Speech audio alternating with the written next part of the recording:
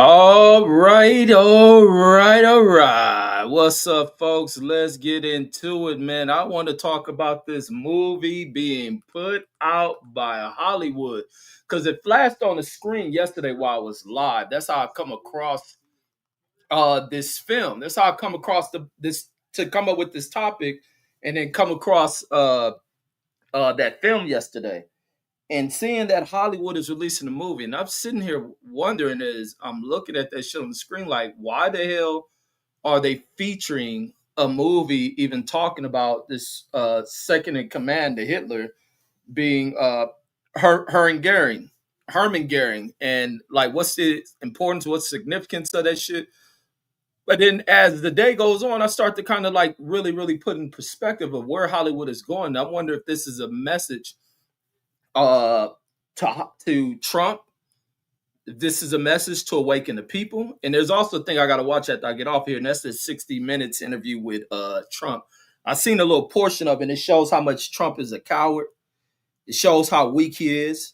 Uh and the lady who was conducting the interview asked him a question about what would he do if China was to go and invade Taiwan, because they're showing more provocation towards war, our invasion of taking over Thailand. And she asked him, what would you do?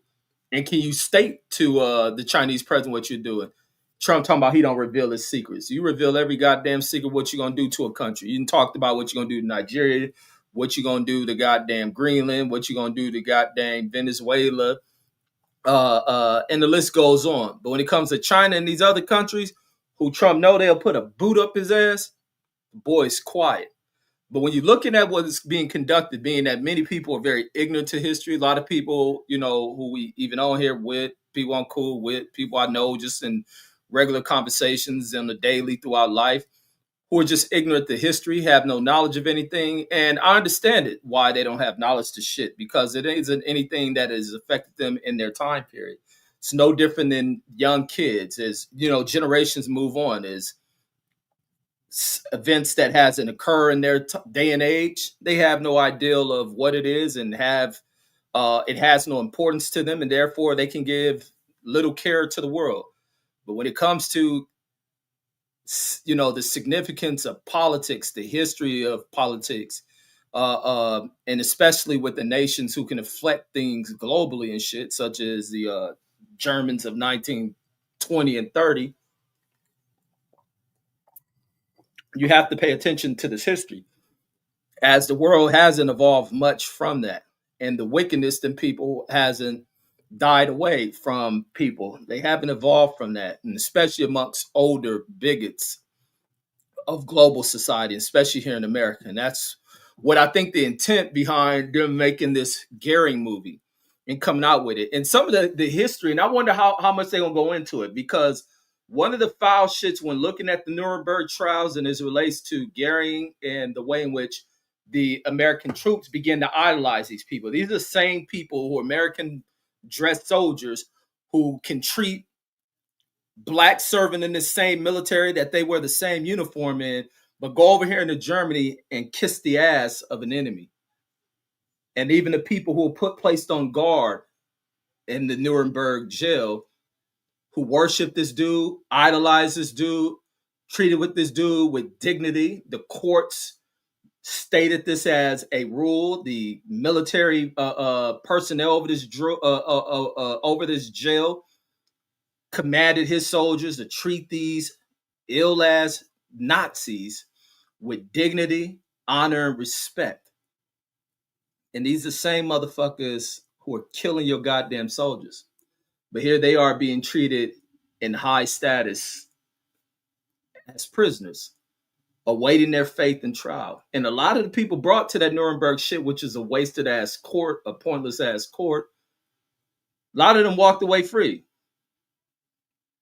I'll pull that up. I want to get the numbers on that, because a lot of them walked away. A lot of them did 10-year, 20-year sentences, but a lot of them walked away.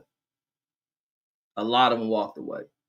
And the thing with Goering was the fact, because yesterday I remember when that shit came out, I couldn't remember Goering's name, but the picture of who he was in my mind, because I always mix his name with Himmler and him.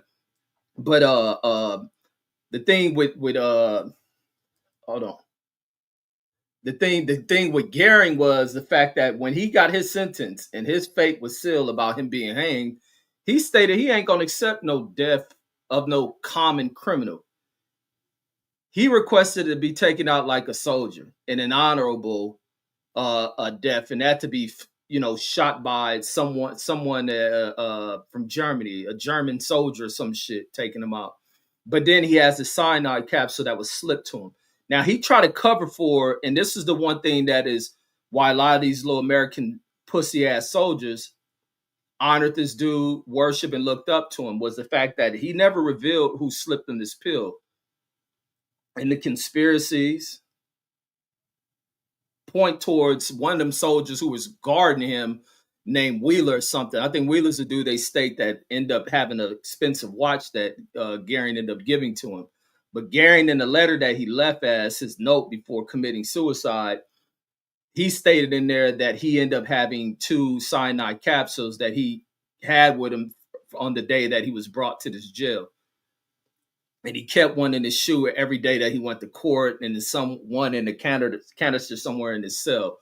So he never revealed to the courts or the American captors about who on their side that turned this drug that he can make his own decision on a painless death.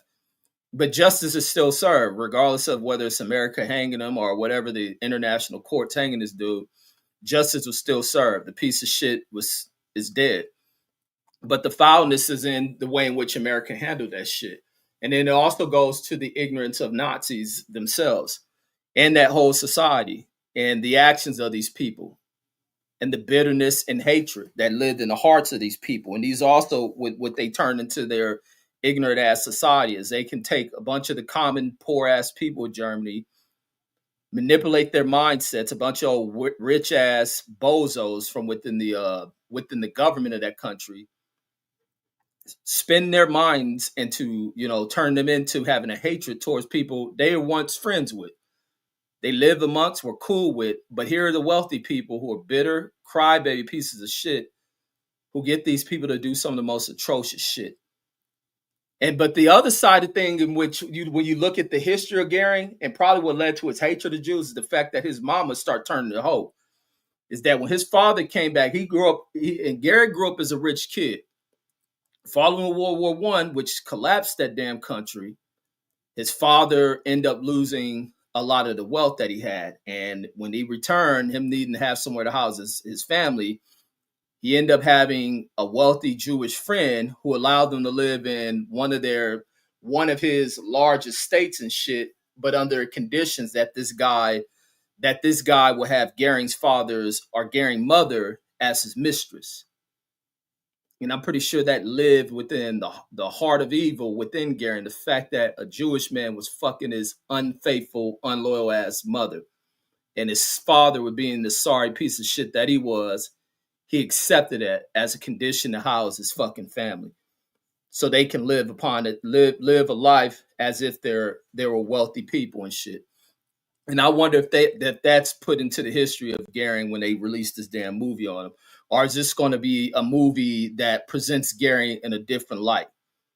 So I want to see where Hollywood is going with this shit. Or is this a movie that is made to awaken people to the ills in which history presents itself as something that's being repeated in this current regime here in America that looks so Nazi-esque? And as you see, this administration, which is here to just pillage through Americans' finances, go around the world trying to pillage through their resources so this fool can fill his pocket. That's the other side of the Nazi regime that doesn't really get highlighted, is the way that Hitler and them went through stuffing their own fucking pockets. Goering did it. Hitler did it. This country didn't have shit. Everything was a mirage within Germany. They wasted all their money and all their efforts towards these fools' ideal of Aryan supremacy and their expansion across Europe, and end up really bankrupting the fuck out that damn country's economy. Outside of them losing the war. Salute to my brother TB. The country was already going into debt. because these people are too greedy, filling their pockets, robbing Jews of whatever they possess.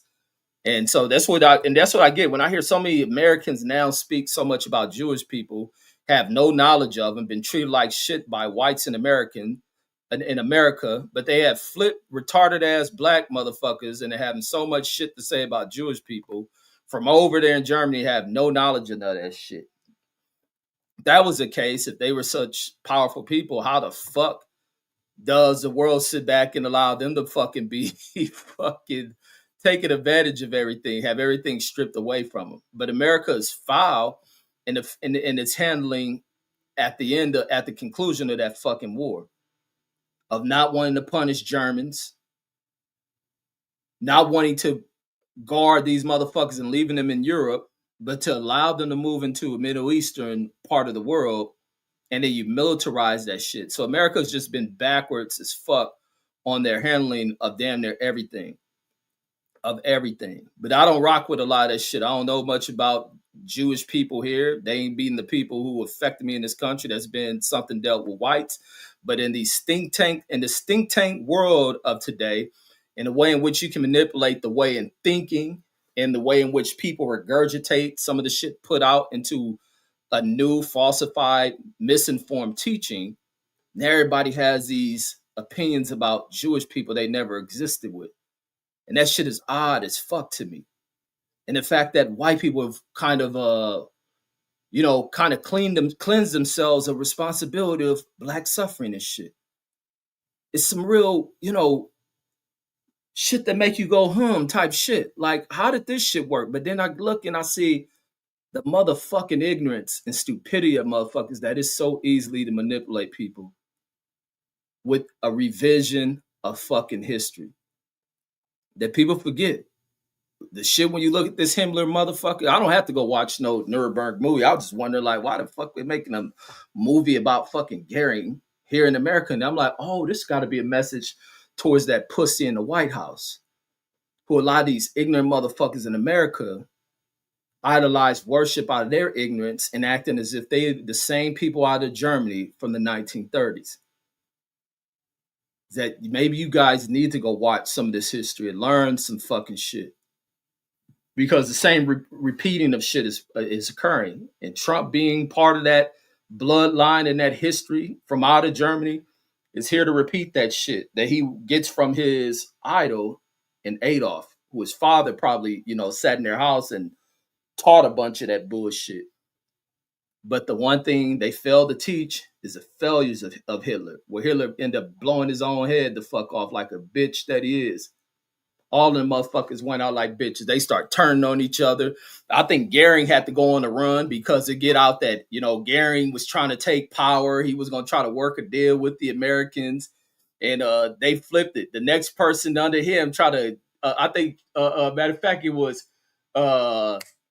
Hitler's secretary that tried to flip the shit that Goering was trying to write to Hitler, trying to send a letter to him about his intention to let him, take over command as the war began to fall apart. The end was near. Everything fell apart. The disaster was coming to a fucking head. Hitler ordered that they fucking arrest that motherfucker Goering, and he was gonna have that motherfucker assassinated, like Hitler was doing to a bunch of his people. But the reason why they wanted Himmler, being that Hitler was dead, was Goering is the motherfucker that ordered that final solution shit. He authorized that shit. So there was no way he was gonna walk away from that damn trial, like a lot of the other guys that did. No boxing says what's happening, brother. Nothing. Just in here on this history shit, the shit that I love, history and politics that a lot of you motherfuckers don't know shit about, and that's why you vote the way you motherfuckers vote. But I was looking at that shit. I want to go into this Nuremberg trial because I want to look at. Let me see. Boom, boom, boom. Let me go in here. Where is Nuremberg? Let me make sure I'm spelling that shit right. Damn, this damn AC. I should turn this AC on. I didn't realize how warm it is. It is extremely warm for this time of the damn year out here. And let me see. Here we go. Shit, I went out running early. I was like tripping, like, damn, it's fucking 80 something goddamn degrees out here. Let me see. Oh, wait, Nuremberg trial. Sorry, not Nuremberg. Nuremberg. The Nuremberg trial. Let's go into that. But it's like it's sick when you look at this Nuremberg trial and get the history from that shit and just the behavior of American soldiers. Just the behavior of American soldiers was some real sick ass shit when you sit back and look at it. And you hear many of the stories, especially like when you hear the stories from older American soldiers, older Black American soldiers who spoke about the treatment that they will get versus Germans who were captured and held captive and shit, and the treatment of prison guards with German soldiers. They treated them well. And even if they were riding on trains, how blacks will have to sit towards the back. They lucky I wasn't born then, but I'm pretty sure they don't tell that side that it was black soldiers. They always tell the little weak side, which is narrated by whites who present these fucking stories. That it was probably black soldiers that told the white motherfuckers, fuck you, and kiss my motherfucking ass. But a lot of black people accept that weak shit. And that's common amongst black people to hear weak shit ass stories. There's probably a lot of black soldiers and then fuck you. You sit that little white motherfucker towards the back of this goddamn train. So let me see. What do I want to pull up? Let me see. Do I want to see Britannica or do I want to see the Wikipedia one? Wow. Then the wiki one is very long. But I like wikis, the way they break down these. I'm going to go into the wiki one. I'm going to pick that one over, the encyclopedia one. Let me see. Yeah, 214. Yeah, here we go. This is going to this case. All factual history. Ain't got to listen how my colors are always talking about, dude, the conspiracy, liberal this and all that other dumb shit people so stuck on. So Nuremberg trial says were held by the Allies against leaders of the defeated German, the Nazi German, against the leaders of defeated Nazi Germany, says for plotting and carrying out invasions of other countries across Europe and committing atrocities against their citizens in World War II. Between 1939 and 1945, Nazi Germany invaded many countries across Europe, inflicting 20 million deaths in the Soviet Union alone. So yeah, I heard that was a brutal war. The numbers seem so fucking exaggerated with the casualties of war in World War II. Them numbers seem so goddamn exaggerated. And that's what draws a lot of people to their issues with the Holocaust and hearing how the numbers that they say of the people who were killed during that shit. The numbers just seem so goddamn exaggerated. I don't think that many people died just in the damn, what is that war, that battle called? That shit is called the battle. Is that the Battle of the Bulge or some shit? Oh, let me see. I think that's the name of that final war. Let me just make sure. Battle of the Bulge. Let me see. I think that is the one and where Germany invades the Soviet Union. So Battle of the Bulge, also known as the offensive. Boom, boom, boom. The last major German offensive campaign. Wait, is that the name of it? Hold on, let me just verify that. I think that is called the Battle of the Bulge. Germany. Nope, that's not it. I don't think that's it. I don't want to go too far off my subject. So the Battle of the Bulge is known as the Ardennes Offensive. Was the last major German offensive campaign on the Western Front.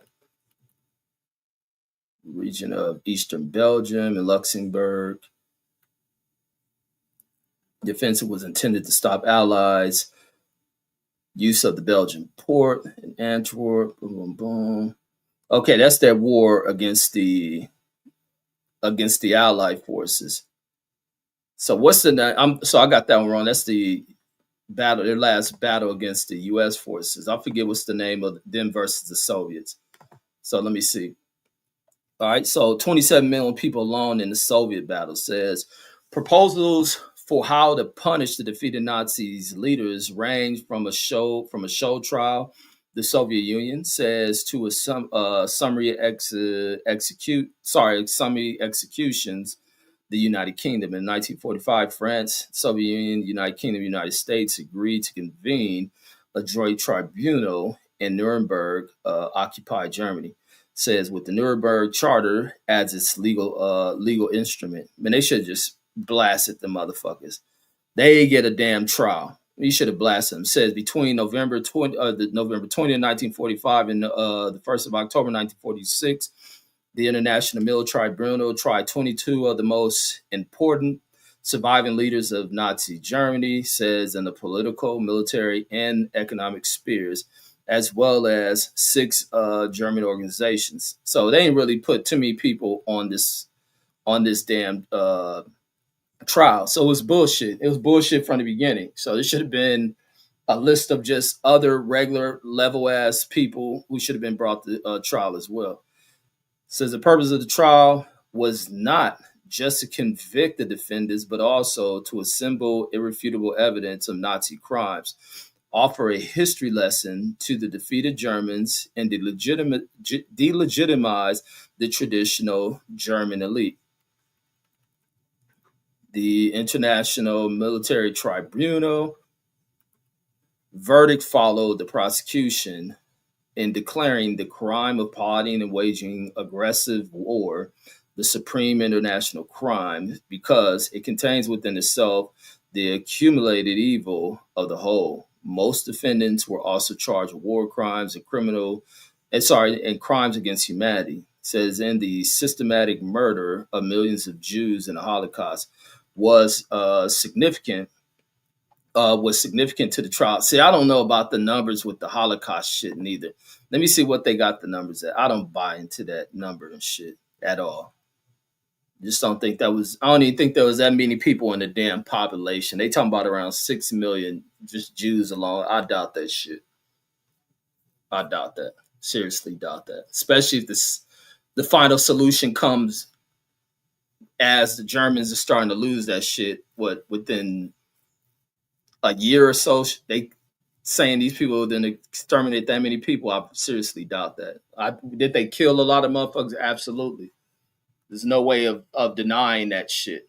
I don't rock with dumbass comments that say that the shit didn't exist because you're listening to motherfuckers trying to change history on y'all dumbasses. So let me see.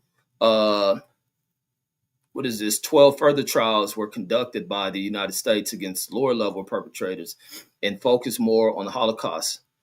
Controversial at the time, says controversial at the time for their retroactive criminalization of aggression. The trial's innovations of holding individuals responsible for violations of international law is considered the true beginning of the international criminal law, which that criminal law is subjective as fuck because there's people out of America who should be charged with that shit as well. So the origins, blah, blah, blah. So between 1939, 1945, Nazi Germany invaded many European countries, including Poland, Denmark, Norway, the Netherlands, Belgium, Luxembourg, France. Because and it's funny, like looking at France with this shit, is that when they show that they showed that damn, what was that shit called, the Louvre, where they just had them people who broke into that museum that holds all that old ass, highly expensive art pieces out there in France and shit. And they had those damn art thieves breaking it. It's crazy. They didn't caught every single one of the fools involved in that shit. But the Louvre that housed all this shit, the Germans, when they invaded and took over France, Hitler, Herring Goering, Goering and his people, Herman, I'm calling him Herring. I'll get these damn Nazi motherfuckers' names. Herman Goering and his people go into the Louvre. They look through this shit, take what they wanted. They raided that motherfucker. They stole that shit. He gave valuable pieces to Hitler. He took a bunch for himself, and he handed out to other people he loved in the Nazi party out some very valuable art pieces, jewels, and all type of shit. And I'm pretty sure that shit was confiscated at the end of the war. Because even when he was fleeing Germany and trying to invade, he was not that he was invading, being caught by Americans because he's going to turn himself into America, thinking he'd be able to walk away. He was invading, not invading. He was fleeing fucking an assassination that was ordered by Hitler. He was getting away from that shit, but he was also taking his art with him and shit. Art that he ended up stealing from the Louvre and shit. And it's crazy looking at this movie coming out, then the situation that occurred with this art stealing, the fact that the Nazis even stealing shit out of there. So here go the countries: France, Yugoslavia, Greece, and the Soviet Union. German aggression was accompanied by mass brutality in occupied areas. War losses in the Soviet Union alone include 27 million, which I don't know about that shit. Mostly civilians, says, which was 1/7 of the pre-war population. The legal reckoning was premised on the extraordinary nature of Nazi criminality, particularly the perceived singularity of the systematic murder of millions of Jews. I just don't know how they killed off millions and shit, and where they come up with that count. But did they kill lots? I best believe. I best believe. In 1942, representatives of nine government in exile, says government in exiles from German occupied Europe, uh, issued a declaration said the declaration to demand an international court to try German crimes committed in occupied countries. United States, United Kingdom refused to endorse this proposal, citing the failure of war crimes prosecution following World War One.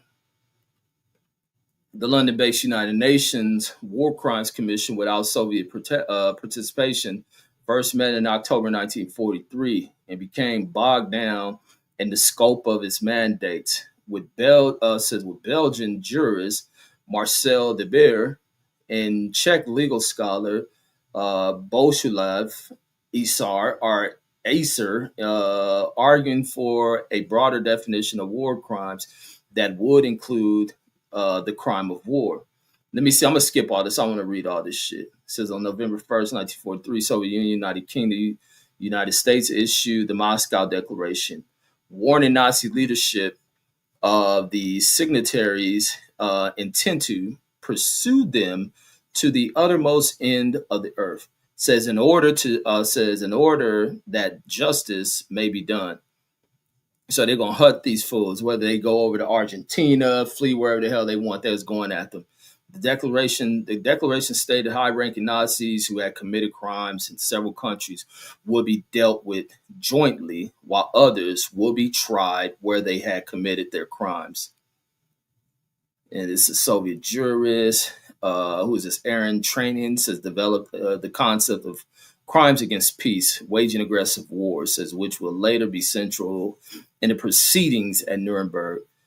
Training ideals were reprinted in the West and widely adopted. It says all of the allies, the Soviet Union, lobbied most intently for trying the defeated German leaders for aggression in addition to war crimes. The Soviet Union wanted to hold a trial with a predetermined outcome, similar to the 1930s Moscow trial. It says in order to demonstrate the Nazis' leaders' guilt and base a case of war reparations to rebuild Soviet economy, which had been devastated by war. The United States insisted on the trial. And here go the United States, always with fuck shit and these sorry ass leaders that this country has had who were a bunch of fucking bigots and Europeanized sympathizers, because a lot of them come from over there. United States insisted on a trial so that would be seen as legitimate. Sure. Fucking treating the Germans like fucking high priest and shit.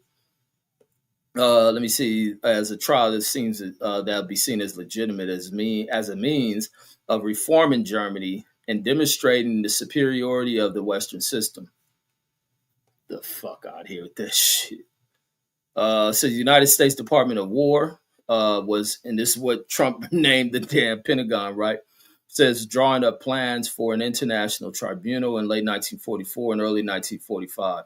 The British government is still preferring a summary execution. I like the British idea. Let me see. In civil and military jurisprudence, summary execution is the putting to death of a person accused of crimes without the benefit of a free and fair trial. Yeah, that's what should have happened. The United States always come with some old bullshit. So yeah, the British had it right. But see, the United States wanted to go about this little pussy ass shit that these ideals, because the United States weren't countries that were invaded and bombed. Russia, Germany, and France were actually affected by these cats with bombs and all that shit. America used the damn war to, reignite its own economy and shit, getting this war effort rolling up. So that's what they wanted: summary execution of Nazi leaders, citing the failure of the trials following World War One and the qualms about retroactive criminality. Says the form that retribution would take was best left unsolved at the Yalta's conference in February 1945. What's the Yalta conference? It's good. It's important to learn this fucking history and to just brush up on that shit. Was held February 4th through the 11th of 1945. Says was a World War II meeting of the heads of government of the United States, the United Kingdom, and the Soviet Union to discuss the post-war reorganization of Germany and Europe. Also, this is probably where the shit of the creation of Israel must have came out of this shit as well. Let's go down here. Post-war of Germany and Europe says the three states were represented by President FDR, says Prime Minister Churchill, and General Secretary Joseph Stalin. Says the conference was held near Yalta in Crimea, Soviet Union. Says within the Lavidia and Yusupov, and I can't pronounce these Russian ass names. What was the outcome? Says the aim of the conference was to shape a post-war peace that represented not only a collective security order, but also a plan to give self-determination to the liberated people of Europe. Says intended mainly to discuss the reestablishment of the nations of war-torn Europe within a few years. Says, and see, they won't do this when they pull out of this damn shit in the Middle East, anywhere they attack. They don't do this shit. Let's work the efforts to reshape this and that shit. And America and them seem like they violate this shit, and that's why they end up going at fucking nuclear war with the Soviets and shit. Can't trust these motherfuckers. Says within we just have people who don't value their word in whatever agreements they come up with. It's why America gets in this position where the rest of the world don't trust this motherfucker. We got people without morals in this motherfucker who put in the place of not every leader I'm gonna place that shit on either. So I don't some of you dumb motherfuckers caught up in this little political red and blue split shit you dumb motherfuckers be on. So I'm speaking from my personal opinion. I don't agree that every president is part of this whole wicked twisted shit that these pieces of shit during this time period and other time periods are twisted with. So intended mainly to discuss the reestablishment of the nation's war-torn Europe. Says within a few years, with the Cold War dividing the continent, the conference became a subject of intense controversy. Yalta was the second of three major wartime conferences among the big three. Says it was preceded by the Tehran conference, which is in Iran, right?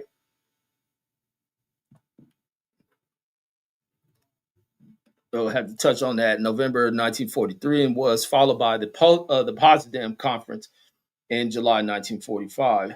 It was also preceded by the conference in Moscow in October 1944, not attended by Roosevelt, who probably had died, says in which Churchill and Stalin had reached an informal agreement on Western and Soviet spheres of influence in Europe. So either Roosevelt either died or he's sick as fuck. So let me check the Tehran conference. It says was a strategy meeting of the Allies in World War II held between Stalin, Franklin Roosevelt, and Churchill. It says November 28th to December 1st, 43. It was the first of the Allies World War II conference involving the big three. So this is before let me see, and it took place in the Soviet embassy in Tehran. Wait, where's Tehran? That's in Iran, right? Where's Tehran? The Russian Federation. in the Islamic Republic. Okay, there it is, Republic of Iran. So that's what it is. It says just over a year after the Anglo-Soviet invasion of Iran. So what's it, man? Boy, these European people been doing all type of shit. Was joint invasion of the neutral imperial state of Iran by the United Kingdom and the Soviet Union in August 1941. So this is during the war too. So the two powers announced that they would stay until 6 months after the end of the war. Probably put their own people because a lot of them Iranians be looking white as hell. So the two powers announced they would stay until 6 months after the end of the war with their mutual enemies. Says until the end of the war with their mutual enemy Nazi Germany, which turned out to be the 2nd of March 1946. On that date, the British began to withdraw, says, while the Soviet Union delayed until May. Says initially citing threats to Soviet security, followed by the Iran crisis of 1946. So this is what creates all this instability within this Middle Eastern shit. So let me go back. I don't want to get too far off what I'm talking about with this Nuremberg shit. So I'm going into these meetings. So the Yalta conference. Let me see where we at with this. This is the Tehran conference, which is their first meeting, which is before the Yalta conference. The big three would not meet again until 1945 when the Yalta conference was held in Crimea. And then the Potsdam conference, which is their last. So the Iran one is first. Then we go in the Potsdam conference. Let's see what comes out of this. Probably where they come up with, yeah, we're going to give Palestine over the Israelis. So it says the Potsdam conference was held at Potsdam in the Soviet Union's in Potsdam in the Soviet occupation zone. So this got to be in Germany. It says from July 17th to August 2nd, 1945. Says to allow the three leading allies to plan a post-war peace while avoiding the mistakes of the Paris Peace Conference in 1919. So that's following World War One. So there were some mistakes in that shit. It says the participants were the Soviet Union, United Kingdom, and United States. They were represented respectively by General Secretary Joe Stalin, Prime Minister Winston Churchill, and Clint Attlee, says in President Harry Truman. Okay, so yeah, what's the name is dead. FDR is dead. Says they gathered to decide how to administer Germany. Says which had agreed to an unconditional surrender 9 weeks earlier. Says the goal of the conference the goal of the conference also included establishing the post-war order, solving issues on the peace treaty, and countering the effects of the war. No, they should have allowed the Soviets to come with they were doing that shit and punishing them damn Germans. But here, America wanted to then they go to nuclear combat with this damn country who had it right, and America was wrong on this shit. So let me skip all this shit. Let me see. What are the bullets? Let's see. Let's go to agreements. All right, the agreements at the end of the conference says the three heads of government agreed on the following actions. All other issues were to be resolved by the final peace conference, says, which was to be called as soon as possible. And see, these big countries know how to figure this shit out, how to go into war, how to come to a conclusion of war. But when you get motherfuckers who don't follow agreements, you get this repeating of shit. So Germany says the Allies issued a statement of aims for their occupation of Germany: demilitarization, denazification, democratization, how you say that, decentralization, dismantling, and decartelization. Says more specifically as for the demilitarization and disarmament of Germany, which here they go suffering disarmament once again. Same thing happened in World War One. The Allies decided to abolish the SS, says the SA and the SD, the Gestapo, which in America is called ICE. In America, it's called ICE, the FBI, and the CIA is what the equivalent to Nazis, SS, and SA and SD. In America, it's called ICE, FBI, and CIA. We got an Indian running the motherfucker. So the Gestapo, the air, land, and naval forces, says an organization staff and institutions that were in charge of keeping alive the military traditions in Germany. Concerning democratization of Germany, the big three thought it to be of great importance for the Nazi Party and its affiliated organizations to be destroyed. Thus, the Allies would prevent all Nazi activity and prepare for the reconstruction of German life, German political life in a democratic state. But America allowed Nazi parties of America to exist and shit. It says all Nazi laws would be abolished, which established decriminalization on the grounds of race, creed, and political opinion, and as a result, could not be accepted in a democratic country. Both Germany and Austria were to be divided into four occupation zones, as had been agreed in principle at Yalta, and similarly, each capital, Berlin and Vienna, would be divided into four zones. Nazi war criminals were to be put on trial, specifically at the Potsdam Conference, as the three governments tried to reach an agreement on the trial's method for war criminals whose crime under the Moscow Declaration of October 1943 had no geographical restrictions. Meanwhile, the leaders were aware of ongoing weeks long discussions in London between the representatives of the United States, United Kingdom, France, and the Soviet Union. Their purpose was to bring the war criminals to trial as soon as possible and eventually to justice. The first list of defendants would be published before September 1st.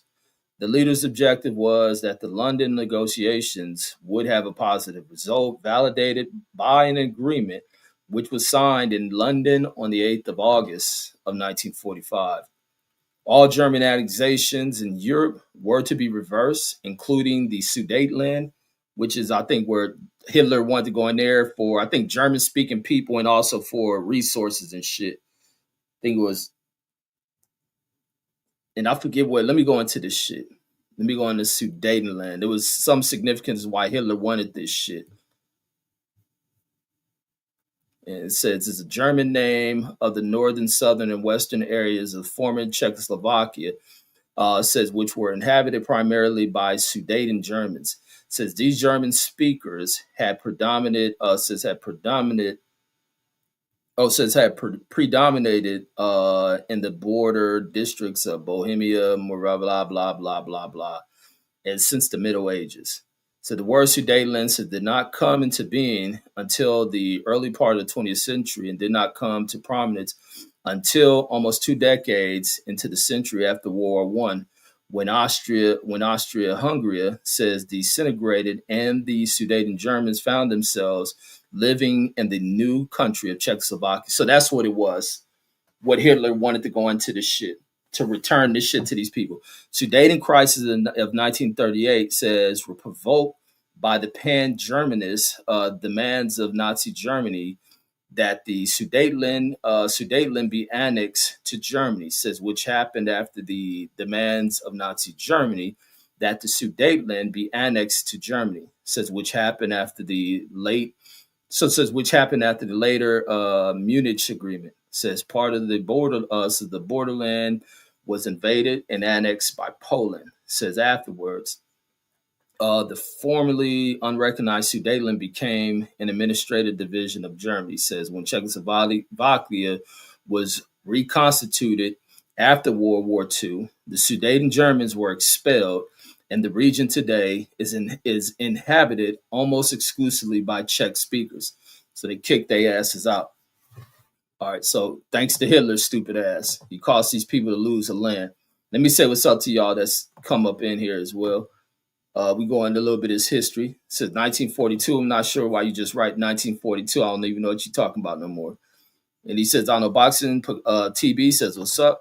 And I was saying what's up to myself as well. So let's get back into it. So we're going in the Potsdam Conference. So this is them figuring out what to do with Germany. So post-war. So, and because that's what I want to get into, because when you look at World War II history and as Hitler goes into this expansion of Germany, you hear him speak about this Sudetenland shit.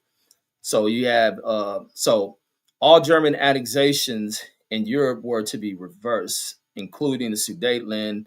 I can't pronounce this. Alices, Loria, and some of you motherfuckers be having that damn, especially motorcycle riding motherfuckers.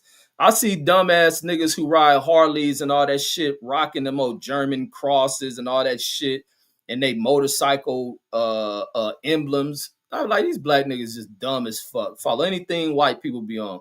Picasso says they doing that everywhere. Man, Picasso, can you learn to write? They doing what everywhere, bro? Expand on your writing. What's up, CJ? Salute. Says Chinese and French are buying out Cambodia. What are you talking about? No, y'all be confusing shit. See, this is Negro type bullshit writing. Like y'all learn these from prison, falsely educated as Negroes who talk about what China and French are doing. There's poor ass countries who fail to fucking run their nations and educate them, and they bring in fucking wealthier nations that come in there and invest in them. It's no different than what the Chinese doing in fucking failed ass Africa. The French in there have invaded these fucking countries. Europeans have invaded these motherfuckers and have pillaged they fucking these people of their resources. China, I wouldn't say so much of that shit. China going there and seeing the value in these other countries because these countries don't see the value in themselves, and because they're so you have, and this is the problem when you're dealing with aristocratic ass motherfuckers, high spoon motherfuckers who give not a fuck about the other people in their country, and they'll work deals to fill their pockets. No different than this pussy ass president will work deals to put money in his own fucking pockets, and then some dumb niggas to say, "Oh, everybody do it," like to try to protect me, talking about Trump. Fuck Trump. Chinese and French going and you talking about Cambodia. I don't know what the fuck Cambodia got in it. You gonna take from them rice and shit. But whatever it is, they going in there, they can, well, the Chinese will probably go in there, invade and take over some shit. But they also will work a deal with a motherfucker. They go in there and invest in these other countries. And it's sad that other nations have to allow foreigners. Americans allowing that shit. America allow foreign investment. All these nations allow foreign investment because they're failures and shit. And then they want to keep the rest of their people poor. That's the sad part of the shit. Picasso says Mexico and England, says Mexico and England. And why you writing and after every country, bro? Y'all writing be so fucking poor. You don't got to write and after each country. You write, look, common that shit. Mexico, England, Russia, and Asia buying American land. Yeah, America is for sale. We got the wrong people. We vote these motherfuckers in, so therefore they do what they want to work deals. People don't know how to see through people, and that's the problem.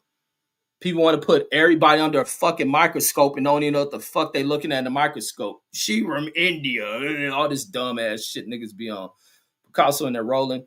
I just got to call people out because I hate seeing dumbass people. I may got love for motherfuckers, but it ain't gonna stop me from talking about you motherfuckers. It ain't just me talking about people in the chat. I'm speaking because it be other motherfuckers watch this shit who I talk to this, talk like this too, who I talk to in person. Like, motherfuckers just really retarded, bro. Lots of cuz says, hey, cuz, tell Erica that shit don't work on me, homie. Oh, yeah, that shit don't work on me with that hoe sending me that letter. However, that letter got here says, wipe your ass with that letter, says, and mail it back to her. Man, I wore gloves on that shit. I'm like, these bitches probably put anthrax in my shit. Fuck that little hoe. Little open, that little skit. That bitch is a hoe, homie. That nigga Charlie Kirk married a prostitute like the rest of them bitches that surround Trump. Niggas marrying prostitutes. It's like I was talking about with Gary. Gary mama was a hoe who was getting fucked by a Jewish dude. This nigga daddy couldn't get himself back up on his feet. He had a Jewish friend who was a very wealthy dude that allowed Herman Goering and his family to live in his property on the conditions that he got the fuck Herman Goering's mama. Herman Goering daddy allowed his wife to be fucked by the wealthy Jewish dude he knew out there. You don't think that's the reason why he had these ill views upon these people and outside these people thriving because they wasn't on stupid shit like the rest of them old warmongering dummies over in that damn nation?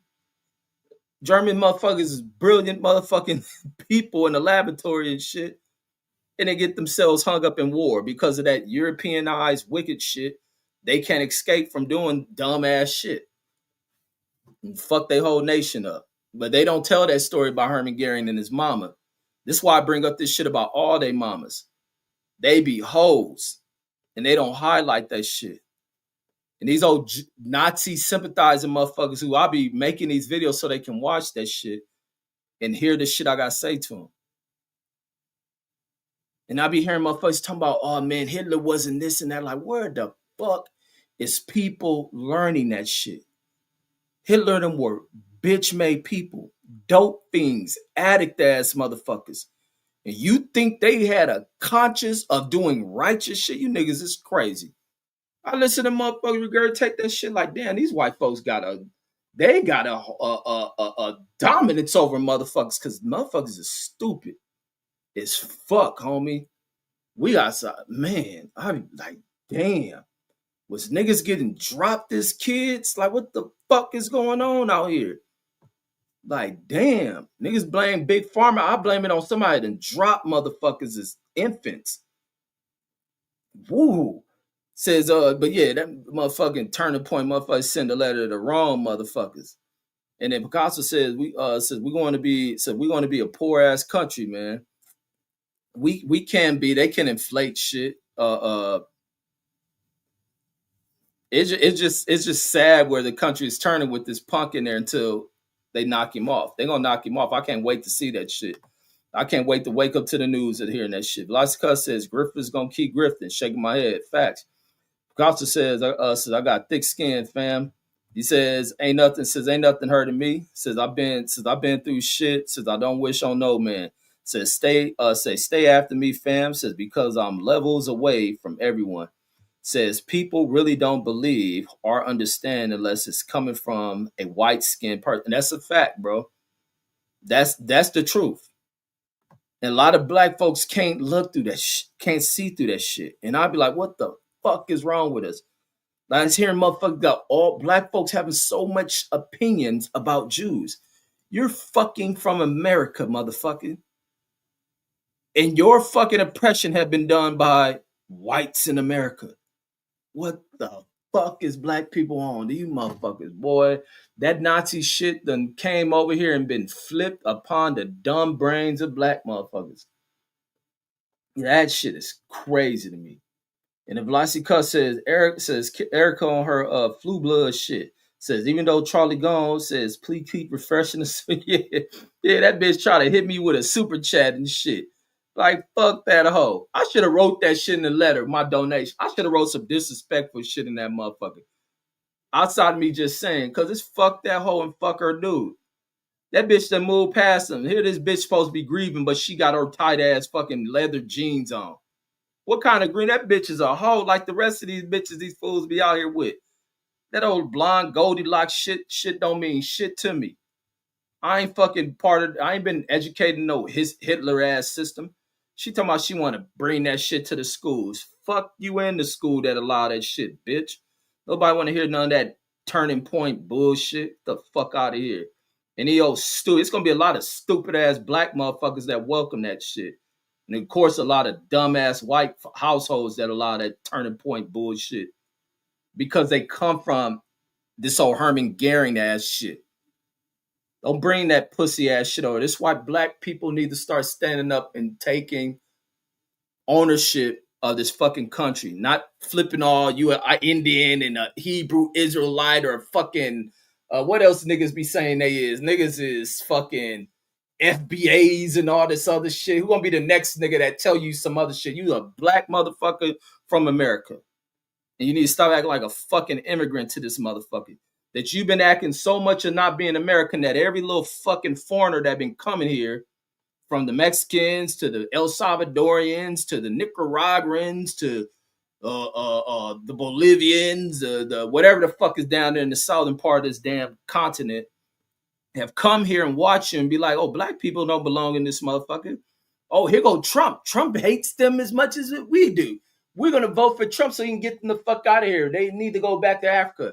And then when Trump get in here, he's sending your ass back because now you realizing like we were lied to about these black folks. They can't do nothing to them. You niggas been acting so motherfucking detached and acting somewhere else for your stupid ass to go that foreigners have come in here, captured this motherfucker, advancing in this motherfucker because they observe you stupid motherfuckers.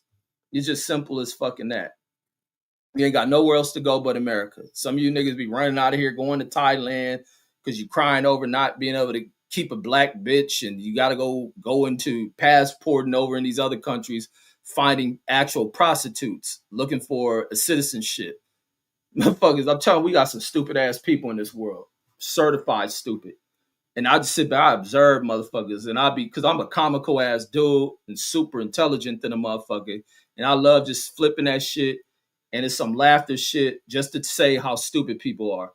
Picasso and the Rolling, Picasso says they basically turned us out.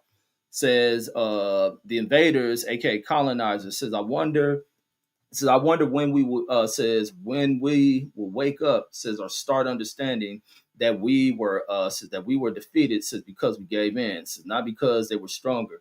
We gave in, says we were curious. But I think it's our lack of understanding this wicked shit. But in the Civil War, like we didn't give up. The Civil War, we smashed, we whooped ass, and then we were betrayed by that vice president of Lincoln's and shit. And the fact that I think that it comes time to where sometimes blacks just have to be extremely aggressive and shit, and in case they want to start some other bullshit, and because all they're gonna do is give up. They give up like they always do. They start shit, let shit go to their head, act all high and mighty, and then you have to smash the gas on their fucking asses. Like Cuz says, hey Cuz says, you see that white motherfucker Joe Flacco says go for 470 yards, says 4 touchdowns. Joe Flacco where? Where the fuck is Joe Flacco at? But no, I ain't see that shit. Where Joe Flacco at? But I doubt it. He probably threw a 5 yard pass and the receiver ran for 70 extra yards and he get all them damn yards on his stats. So no, I didn't watch him throw for probably actual 180 yards. No, I didn't watch that shit. That's why I don't like that quarterback shit. They claiming he threw for 470 yards. Nigga probably throw 20 yard passes, receiver run an extra 50 and 60 yards, and he get credit for it. Nigga run a 5.240 and shit. Fuck ain't got no 407 yards. Fuck Joe Flacco. And where the hell he at? Oh wait, where did he go? He went to Cleveland and shit. Didn't Cleveland lose and shit? So yeah, he can throw all them yards. His team still lost. And then so let me see where we at. So this is talking about the annexation, reversing the annexation of the shit Hitler took over. It says in the western most parts of Poland. It says this was because Austria ended up just bending their ass over to Hitler, letting him claim their country because they bitches. So this was an important policy, says, in order to moderate the geopolitical ambitions of Germany in the post-war scenario. So Germany's eastern border was to be shifted westward to the Ardennes, Nices line, says, which effectively reduced Germany in size by approximately 25% from its 1937 border, says, and approximately 34% from its 1913 borders. Says the territories east of the new borders says were East Prussia. Almost all of Saliv, how you say that, West Prussia, and 2/3 of the Panaramnia says the areas were mainly agricultural, with the exception of Upper Silesia, how you say that word? No, I'm saying it wrong. Says which was the second largest center of German heavy industry. Says orderly and humane expulsion of the German population remaining beyond the new eastern borders of Germany were to be carried out from Poland, Czechoslovakia, and Hungary. Says, but not Yugoslavia. Nazi Party members says who held public position and who opposed post-war allies' aims were to be removed from office. They were to be replaced by those who, based on their political and moral beliefs, were in support of a democratic system. And this is still over the Potsdam Conference. The German judicial system was to be reorganized based on democratic ideals and equality and justice under law. So this is kind of what what stands in Germany to this day. So I'm going to go into what did they show with the Jews in this conference. What did they talk about with Jewish people? Oily transfer of the German population. This must be it right here. So let's see. At the conference, the Allied leaders confirmed their previous commitments to the removal of German population from Poland, Czechoslovakia, all that other shit. And the leaders agreed that the transfer of German civilians should proceed in an orderly and humane manner. So orderly and humane, but these people were vicious and foul as fuck. Says, but according to modern estimates, between 600,000 and 2.2 million Germans died during the flight and expulsion. Man, stop making up these bullshit ass numbers. Every number involved in this shit that they calculate be bullshit. So with them kicking the Germans out of these lands, so and this almost the same thing that you see. This got to be the same people they done brought into Palestine because this shit they do. They go and invade some shit, move right in these people's land and live in it, act like it's theirs. Following losing this wars, all these Germans spread throughout these other parts of countries that they done moved to, and you got to remove all these motherfuckers. That many people out. So they talking about while expelling Germans and doing it in a peaceful, humane manner, this many of them died. Fuck. Says the leaders decided that Allied controlled council in Germany would deal with the matter, giving priority to the equal distribution of Germans among the various zones of occupation. Like I said, I used to talk to this older lady uh, who was a child. She was a young kid during this war. She might have been like 10 or some shit during the fall of Germany and shit, and what was happening with her parent and shit, and how she, how them girls are selling themselves off. It's always crazy, girls prostituting themselves out. But like how the American soldiers will fucking smoke, they throw their cigarette, and a bunch of girls rushing to go grab cigarettes off the ground to store all these cigarettes to take them to their fathers, and their fathers a bunch of bitter ass drunks and shit. Well, let me see. Let me find concluding peace treaties, facilitating memberships. Let's see. Do they come up with what they decide for the Jews? The Athament Truman mentioned an unspecified powerful new weapon. Oh, this is that meeting. Yeah, so this is that meeting where Truman ended up, whispering over to the other leaders about that weapon. So that's the nuke shit. So the Manhattan Project, that's the name of the shit. So he gets word about, the success in that bomb and shit. So let me see. Potsdam doesn't show this shit with where did they come up with removing the Jewish population out of there. So back to this Nuremberg trial. Hold on, still Potsdam, Yalta Conference, Nuremberg trial. So going back into here. So the Yalta Conference, February 1945, on May 2nd at San Francisco Conference. God damn, all these damn conferences, commonly known as San Francisco Conference, was a convention of delegates from 50 allied nations that took place towards the end of World War II. And this is in San Francisco, California. So maybe this dealing with Asia or something. I'm not going to go on. It's going to be too many things to lead away. So the United States President Harry Truman announced the formation of an international military tribunal. Says on May 8th, Germany surrendered unconditionally, bringing it into the war in Europe. So let me see. The London conference, they got all these conferences. Let's go. And then that looked like Saddam Hussein over at the table. Who the hell is this fool? Senator with the mustache. So that's Aaron. Oh, Aaron Tranian.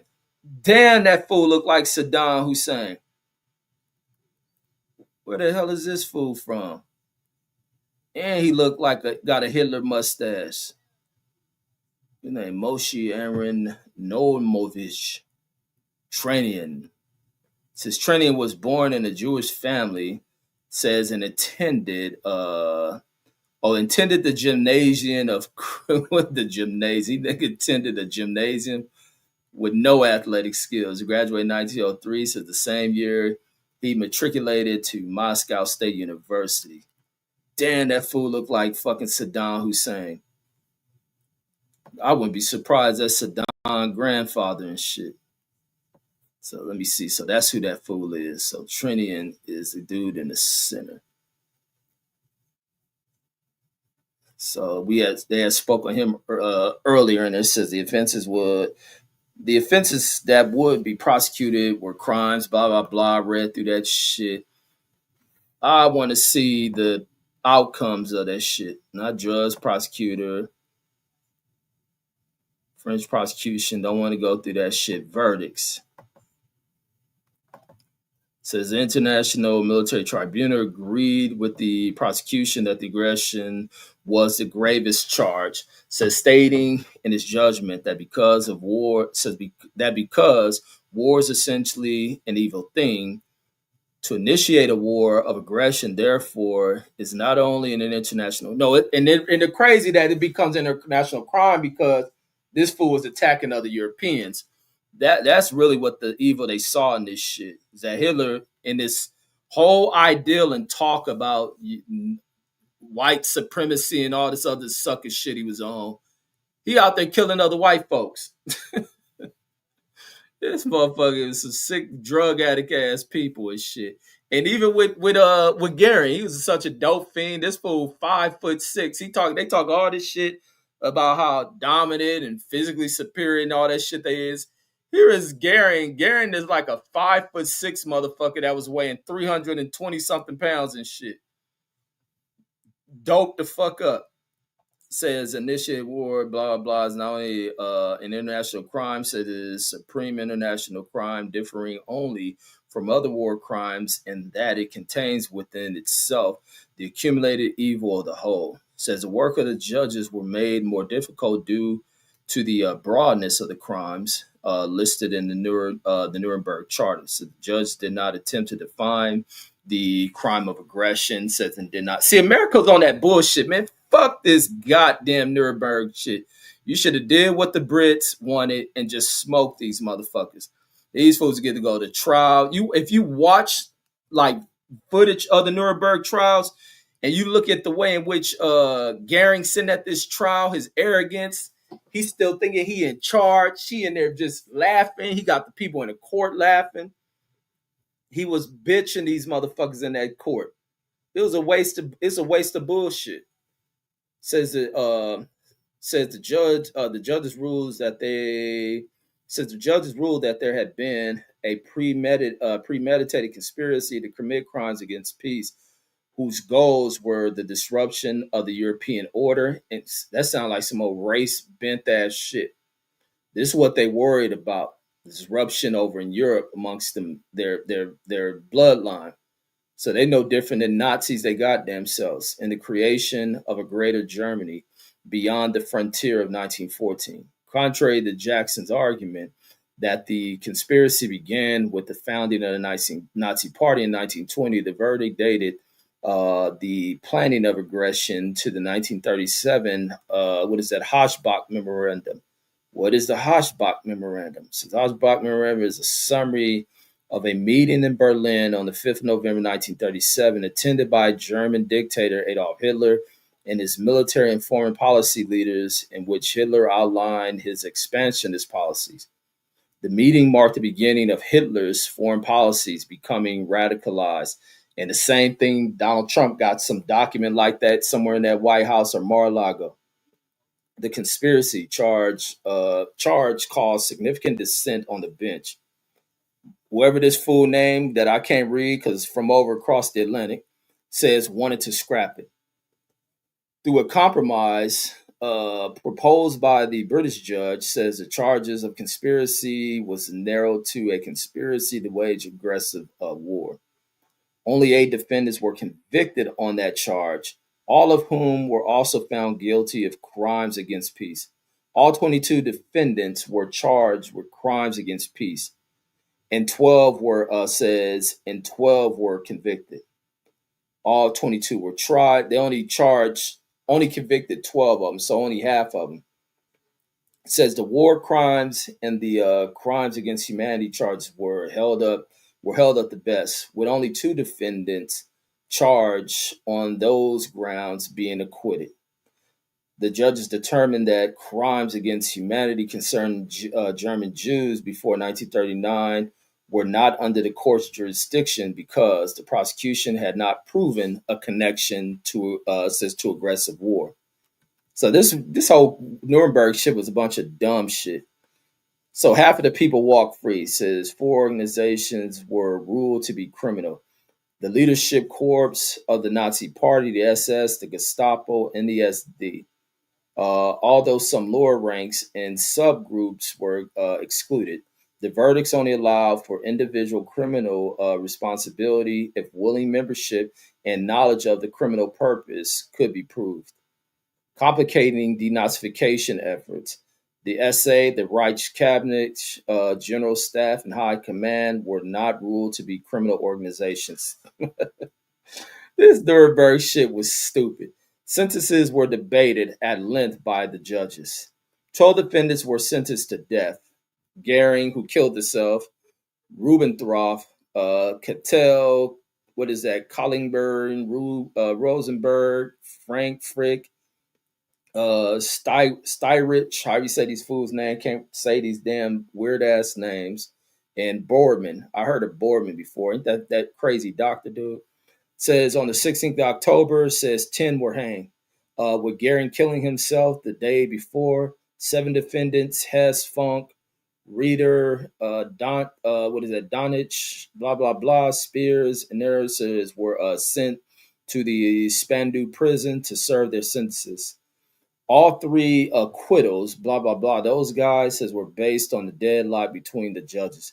These acquittals surprise observers. Despite being accused of the same crimes, who is that? Schokel or Soskal was sentenced to death, while Spears was given a prison sentence because the judges considered that he could reform. That motherfucker connected to these judges, man. Says that sound like the statement that stupid bitch made with the Latasha Hardin suspect, with the Asian lady who killed Latasha Harlins. She come up with that stupid ass shit. Says Nikki Chinko says released a dissent approved by Moscow that rejected all the acquittals. Says called for a death sentence for Hess and convicted all the organizations. Yeah, the Russians should have took over this trial. Subsequent Nuremberg trials, yeah, the Russians should have took over the shit. Initially, it was planned to hold a second international tribunal for German and industrialists. Says, but this was never held because of the differences between the Allies, because of the Americans. 12 military trials were convened solely by the United States in the same courtroom that had hosted the International Military Tribunal. Pursuant to Law Number 10, adopted by the Allied Control Council, the United States forces arrested almost 100,000 Germans as war criminals. The Office of Chief Counsel for War Crimes identified 2,500 major war criminals, of whom 177 were tried. Many of the worst offenders were not prosecuted, says for logistics or financial reasons. Man, I'm done reading this stupid ass shit. I just want to wonder what is the intentions behind this film, and what do they highlight? Being kind of the trial centers, like the highest ranking person would be that fool Goering.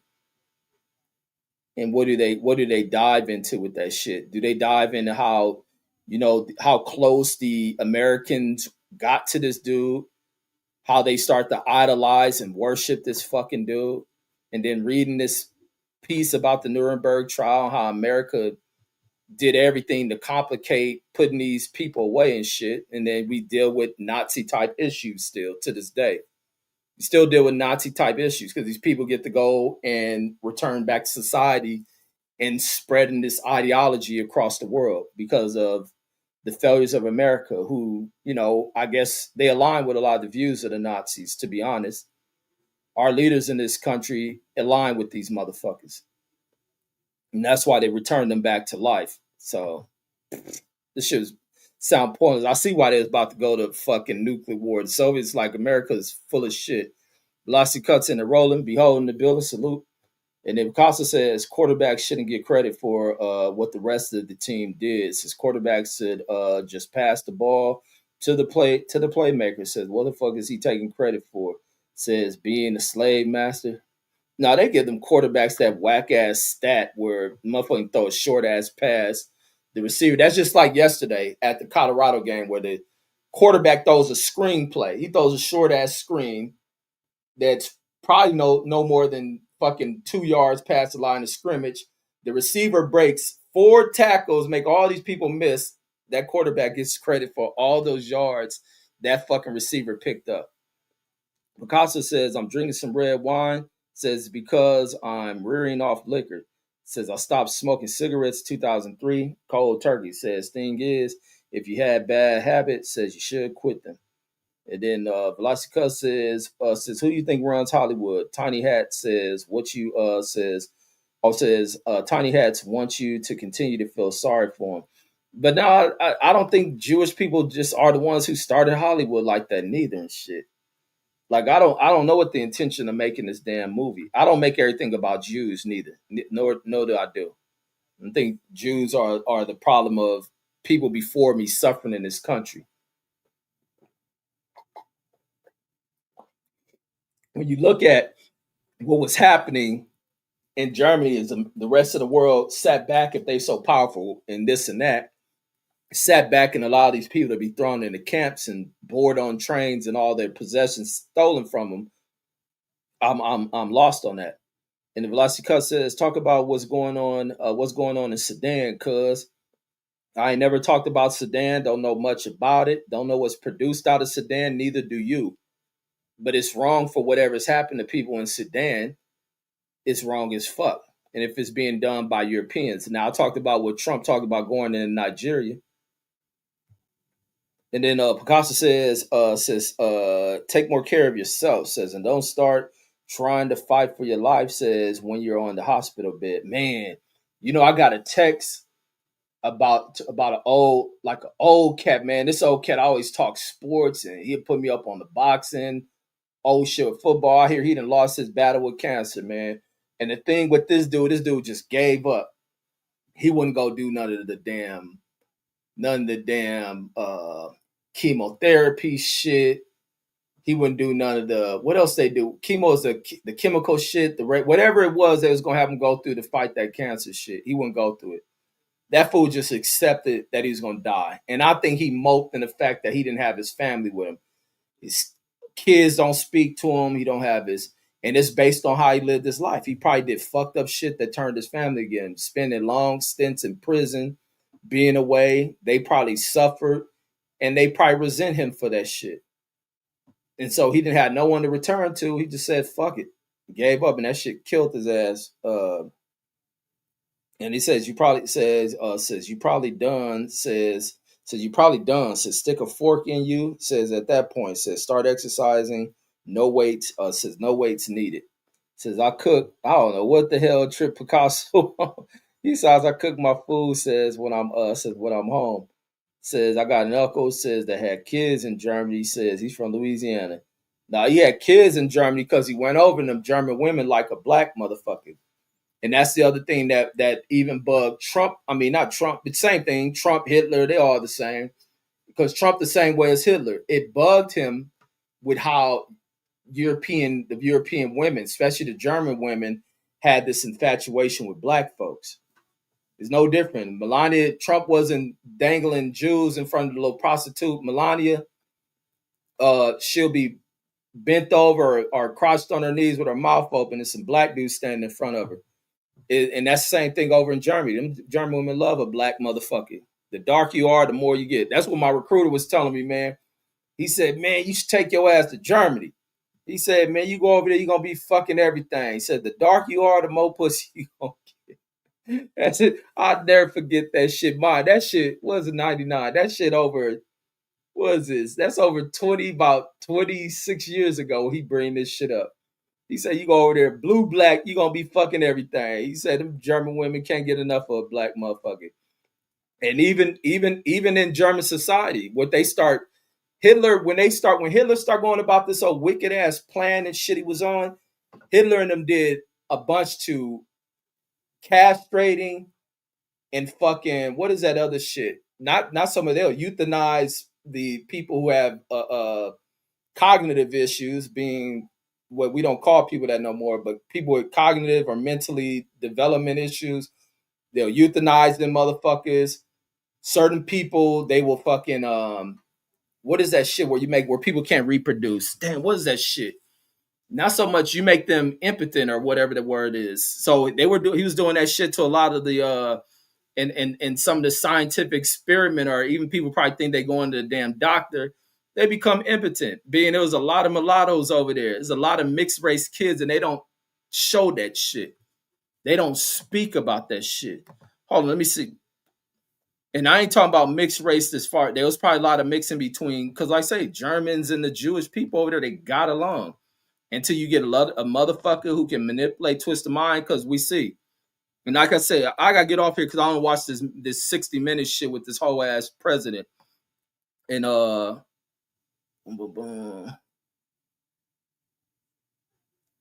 fired after directors reported use.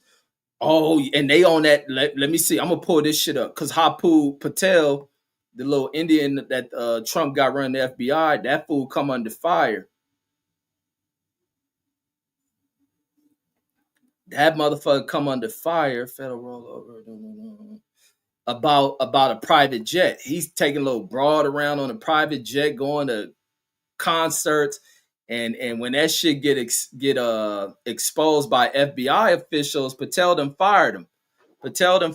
Over this outrage about this private jet flying around in G700s and all that other shit, wasting taxpayers' money and shit to take some old blonde head bimbo flying around. He up there messing with he doing, like I said, it's a lot of fucking Epstein shit going on. So he got a girlfriend. Let me see what his girlfriend look like. This bitch named Alexis Wilkins. Let's see what your little hoe look like, Patel. Let me see. They say she's a singer or something. What is this hoe? She guess she do country singing and shit. Let me see what his little hoe look like. Oh, that bitch whack. Yeah, you got the whole nobody want. So that nigga he fell in love with the leftover ass bimbo hoe. So this is hoe. So this is motherfucker hoe. Oh, stankin' looking bitch. Look at this bitch. She just a bopping asshole, nut hugging ass broad. So they like he flying this little sleazy bitch around. That's why he doing all this fake ass announcements on shit. We done solve Chauncey Billups cheating and gambling. We done stop a terrorist plot, because he trying to fucking deflect from the little bullshit going on in his own life. From the bullshit going on in his own life in this failed ass fucking administration that ain't doing a fucking thing, that ain't solving a fucking thing. It ain't a goddamn thing going on. These motherfuckers is raiding this motherfucker. And that shit's got exposed about his bitch ass. Some money related shit to Trump bitch ass getting exposed. And thanks for investigative journalism. But I gotta get off here to go watch that 60 minute shit, because I gotta do a live on that shit. But that's what I knew with old Slurpee making Patel, that it was some scandal shit that was gonna come out about his ass.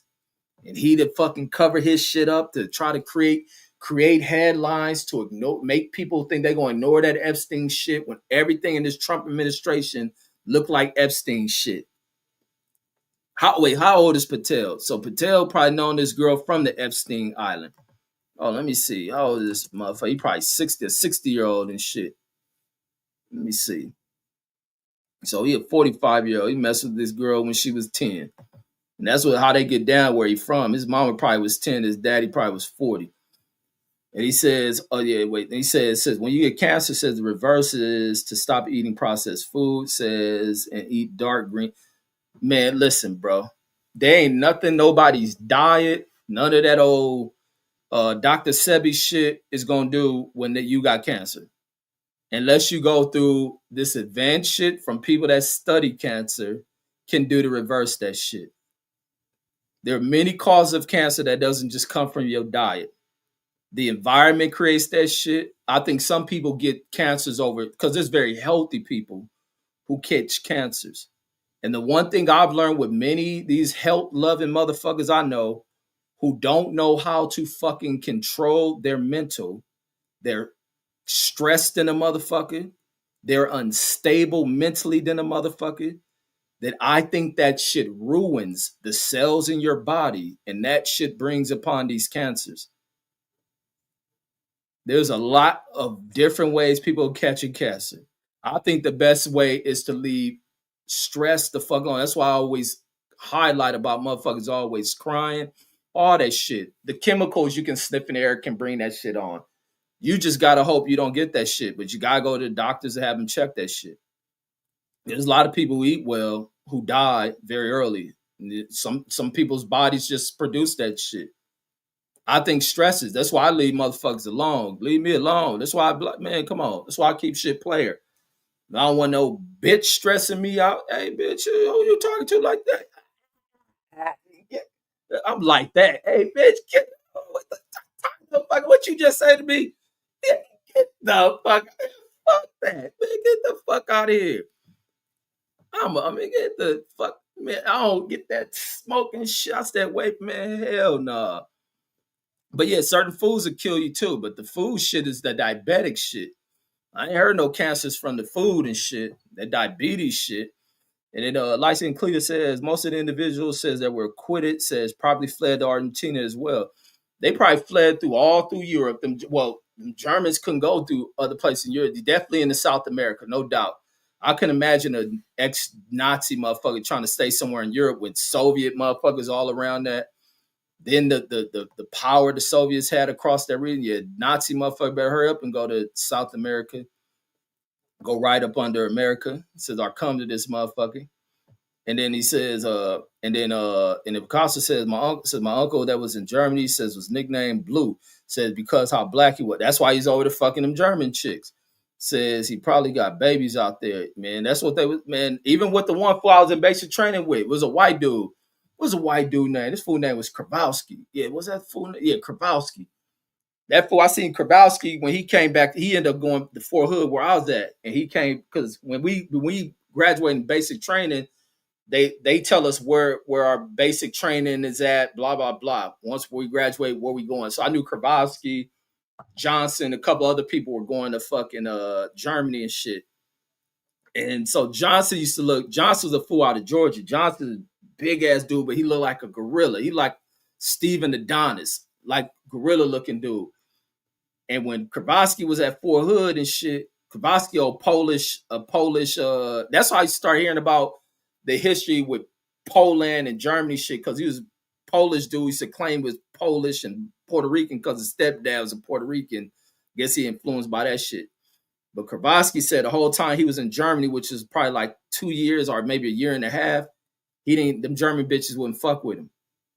He was like the ones who got most action at them German chicks. And they like them German chicks be bad as fuck.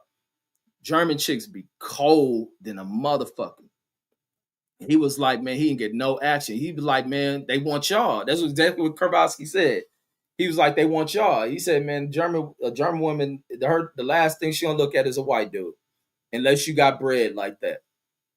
And then I was like, so where that fool Johnson at? He's like, man, shit, Johnson's still over there. He didn't got a family. He didn't got married over there. He married an old German model looking chick. Because a lot of them chicks be like 6 feet and taller over in that motherfucker. They be thick than a motherfucker versus the little flat built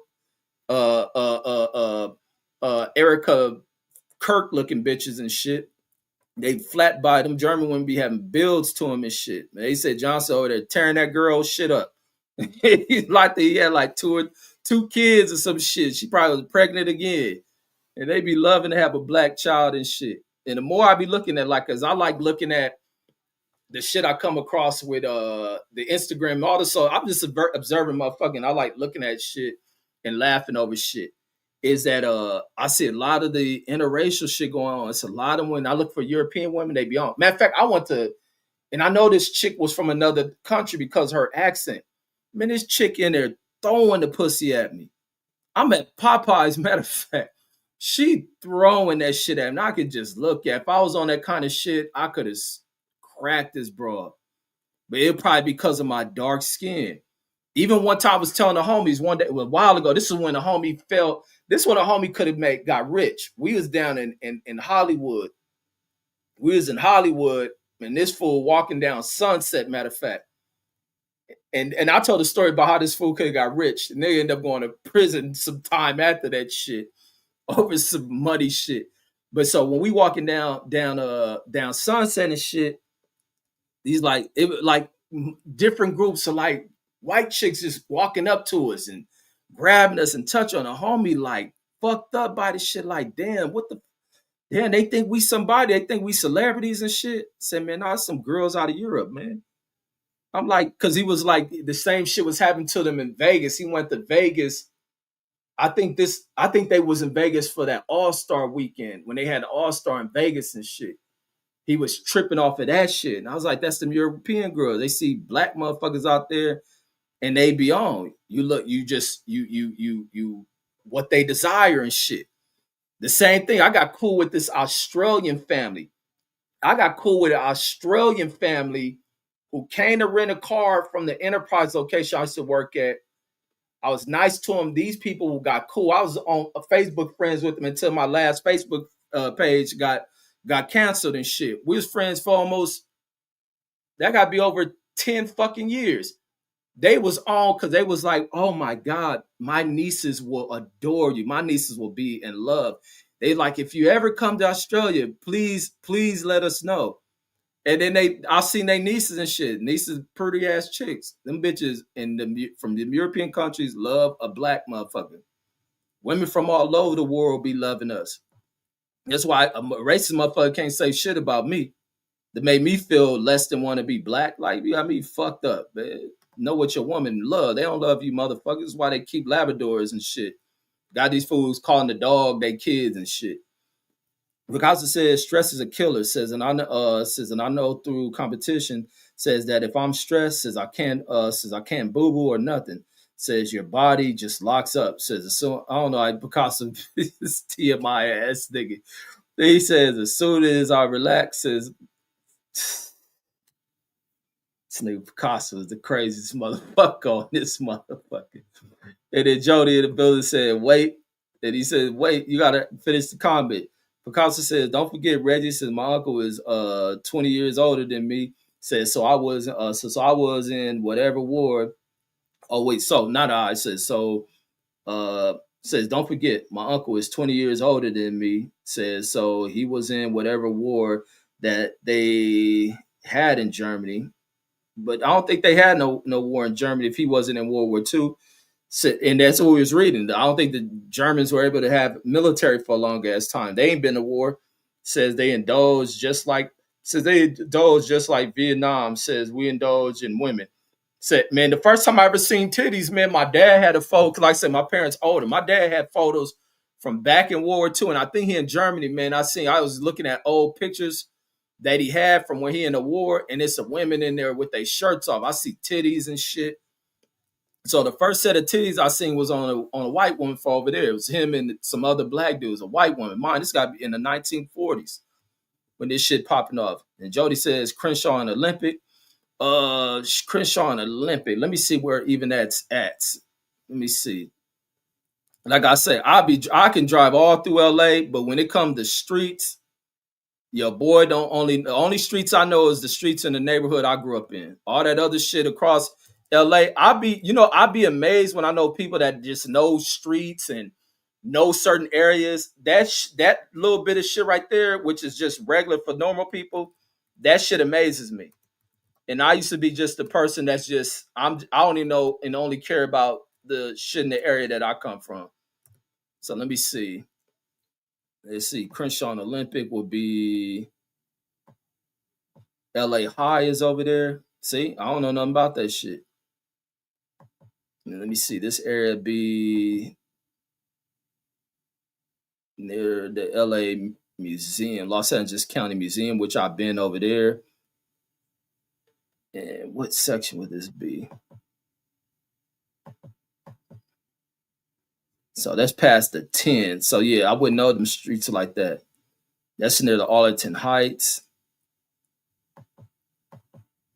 Yeah, LA High is right up the street from there, which is on Olympic. See, this far from my area, I wouldn't know none of these streets like that or what else is around there.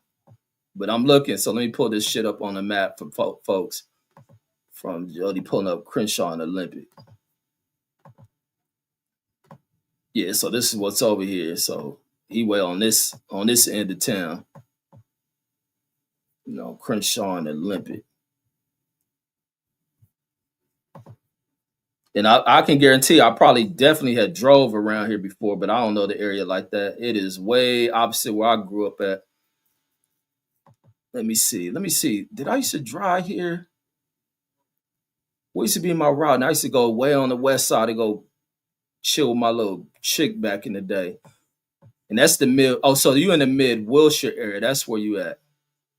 Yeah, you way far from where I'm at. I'm way over here, which LA is just a big ass fucking city, a humongous ass city.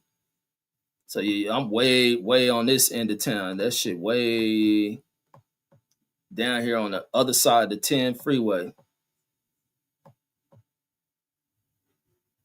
Yeah, that's mid Wilshire and shit. Damn, where old girl used to live at? I used to always be on that shit way on the west side of LA and shit. Yeah, that's far as hell. But yeah, Olympic and what you call, I don't know that. Only time I know about the Olympic is the other street is downtown and shit. And he says I live in that area. Yeah, you down there. That shit probably a crowded ass area too, right? It's a crowded ass area. I'm pretty sure the traffic over there is all effed up. And I definitely know I've been around there and shit. And that shit is Wilshire right there. Yeah, I definitely has been over here and shit. And it's probably been with that chick because she used to know all these damn streets and go every damn where. Let me see LA. Yeah, LA. While I'm on the map, just looking at how massive this damn city is and shit. And I was looking at a LA history thing. The only thing that stopped the expansion of LA was these mountains and shit, which is what they call the Santa Monica Mountains or wherever these mountains is to stop the expansion of LA County and shit. Then I think what would be San Fernando Valley on the other side of these mountains and shit. But yeah, LA is a massive ass goddamn city. Massive city. Like I said, I used to go to Pasadena. I used to have little bras that live out in Pasadena. I used to be all through LA. But you asked me to know a street, hell fucking no. You couldn't tell me you couldn't ask me for a street name or people bring up streets. I wouldn't know them. If they streets in the neighborhood I grew up in, then I know them. I wouldn't know none of that shit. Like so, yeah, I'm a person that pulled a map. But when people can name streets and all that other shit, what street come up, I'm mesmerized by that shit because I'm not a person that pay attention to street names. And then Jody, that's like even today when I was taking my run and shit, I was having to pay attention to what streets I'm on and shit. And then he says, yeah, it says somewhere it says very quiet at night. And then Picasso says I know the traffic is effed up in Austin, says because it's a college there, it's Texas University. Man, I remember that motherfucking 6th Street. That's why I want to pull up, man. That used to be my shit. 6th Street used to be my shit. And then we used to go, what's that city in before Round Rock? Wait, 6th Street in Austin. Austin, Texas. That was my shit. It was a city called Round Rock. I think that's the name of that shit. But 6th Street in Austin is fire, homie.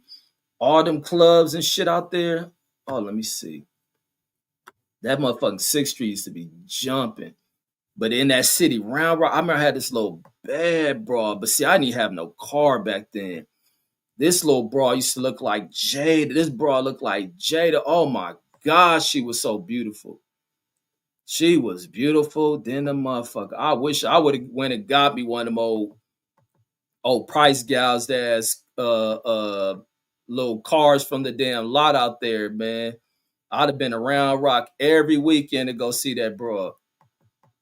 And she worked at the where she worked in the mall. That's where it was.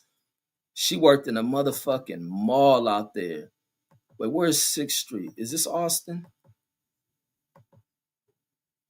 Wait, is this? Yeah, there go that city, Round Rock. This Austin, Waco. Wait, where Fort Hood at? Wait, Fort Hood is somewhere around here. That's San Antonio. Fort Hood got to be. Oh, there go Killeen. Yeah, Fort Hood over here. So we was going down. So we went downwards to get to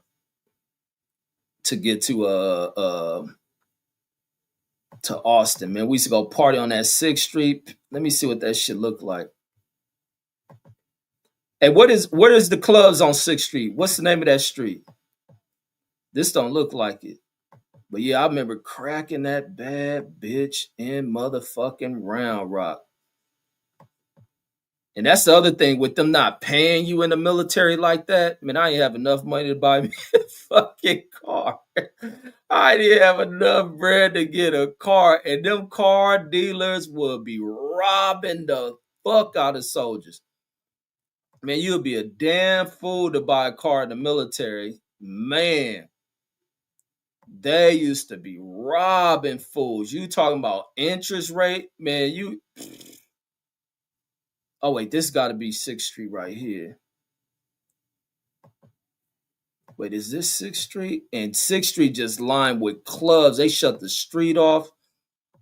They shut the street off, and you just in the middle of the street. Both sides of the streets filled with nothing but clubs. Nothing but clubs and partying. That shit used to be off the wall. Wait, where's Sixth Street? No, this can't be the Sixth Street. Hey, somebody from Texas, what's the cross streets for where Sixth Street at? Or could this be it? See it. Wait, this gotta be it. Yeah, this gotta be Sixth Street. Let me see.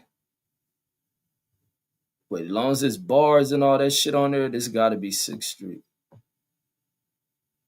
That shit was just lined side to side with nothing but bars, clubs. They playing all that live music. But I ain't been there in 20 something years, so that shit definitely got to be different. This got to be Sixth Street, I believe. Wait, where's the capital at? Because wait, Austin is the capital of Texas, right? Because I know I've seen that Capitol building before. Where the Capitol at? It ain't too far from there, right? But that's enough of that map shit. I like looking back on shit. But yeah, that Round Rock, oh man, I remember going there. I wish, like I said, I wish I had me a car, but man, they wasn't paying us shit. We wasn't getting paid shit in the military, man. You buy your car, man, as a private and all that shit, you'll be broke. The only thing that worked if you brought a car and you wasn't gonna have much for nothing else was the fact that you got to eat in the mess halls. But all that other shit, if I would have had a car, man, I'd been down in Austin area. I would have had kids with that broad. I'd have definitely, because I definitely would have been back down there to fuck. I definitely was busting in that bitch. It ain't no doubt about it. that bitch was so fucking bad. That bitch was bad than a motherfucker. And oh yeah, that's what made me look at that Austin shit. Since I was driving in traffic in Austin, Texas. Says in a car drove in front of me. Says and a girl with a mask on for Halloween. Says was throwing up. Says out the window. Says out the back window of the car. Man, this fool Costa just write the most random ass shit. But that's the first time I ever seen a cop in person beating a motherfucker up. It was a cop on, matter of fact, on Sixth Street. What week was he out? We was out there one of them weekends. Man, I watched this. Man, I thought I wanted to kick this cop in his head, man. He was beating this dude fucking ass, and everybody just sitting there watching, man. That shit. I'm looking like, man, and I had on boots, man. This one I had. Hey, this one I'm lucky nobody seen. I'm wearing rugged Outback. They clowned the fuck out of me when they found out my boots is rugged Outback. I was thinking about getting Tim's, and now I look at the price on Tim's, and now I look at the rugged Outbacks. I'm looking like these motherfuckers look identical to each other. I'm like, fuck that. I'm getting these because the pants I wear gonna cover that sign where the Tim sign at. I'm like, nobody would know. But they ain't never when I wore nobody ever knew. It was one day I'm out there cleaning the motherfuckers one day. We be always roasting each other. Homies seen that rugged Outback sign under that shit. Them the same kind of shoes got me clowned in elementary school by the homie. And it just says, are you from Texas? Or no, I'm from LA. I was in the military in Texas. I was stationed in Texas. Because it says Round Rock says you're right. Says go about an hour north of Killeen. Yeah, that man, when I were in that Round Rock, oh my God, I walked in that damn, she was in Foot Locker. Bitch was cold.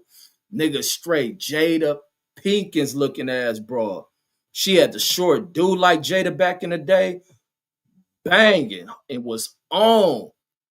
Man, it was going out that night. Like I said, to ride with folks. I had me a whip back then. I've been around Rock every week. I'd have been every week in that motherfucker. Yeah, that chick probably would have been my chick. I know I would have had some kids with that broad. I would have instantly one stroke busting that pretty ass bitch. And the Picasso says I got stuck right there on Halloween night. Wait, was that hey? Oh man, matter of fact, Rob G from Austin. Hey, where is 6th Street at? What's the cross streets on 6th Street? Is this 6th Street right here? Hold on. Is these the cross streets from where 6th Street at? Like I was saying, man, that 6th Street used to be the shit. I love that motherfucker. That shit used to be jumping like a mug. Is this shit over here? What is this street called? Lamar. Wait, did I go over here before? I think this shit gotta be lined up with this shit. I think I've been by this park to look for parking. That was always the other thing to try to find parking and shit. Yeah, is this 6th Street over here? And is it this whole street? Because wait, where the state capitol? Because I know we end up on one street and ran into the capitol. Cause when I was there, Bush, this before when I was there before Bush became president. When I was there, Bush is still governor out there. So I remember always talking about we would buy Bush governor house and shit. Damn, where is the damn state capitol at? Hold on. Texas state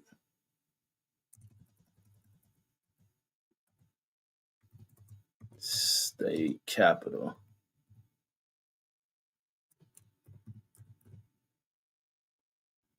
Oh, it's over there.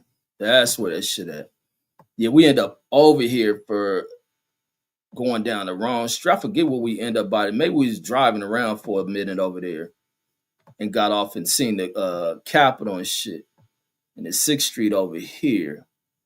What's the name of that shit? Let me see if Rob G wrote the comment on where that shit. He says 6th Street goes from the I-35 to Mopac. Is that I'm talking about where the club's at? Is that where the club's at?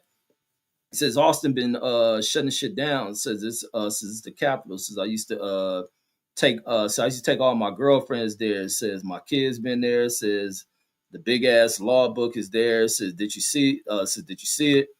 And then he says rugged. Yeah, I brought them up rugged Outbacks and got my ass roasted for the set. Rugged Outbacks been one of the 2 times in life where I got my ass roasted like a motherfucker. Elementary school and then in the army when I brought them take Rob G says I remember those. And then Picasso says it was all kinds of pretty ass chicks out there. Says in the costume says pretty motherfucker. Man, we was out there one year for that motherfucker.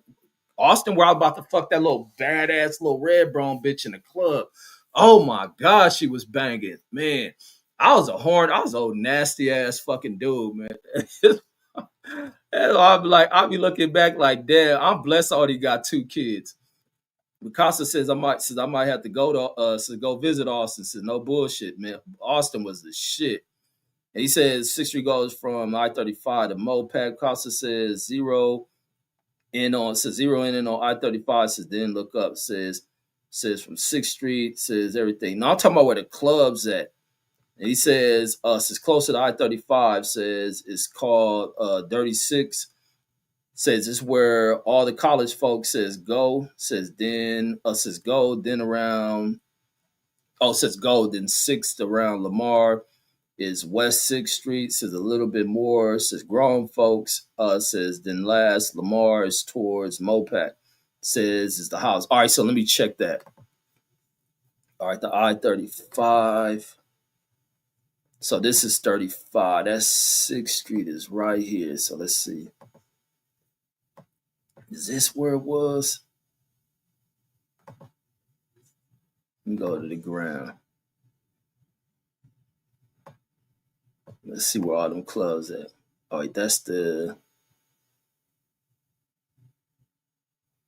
Oh wait, damn. Now I'm disoriented.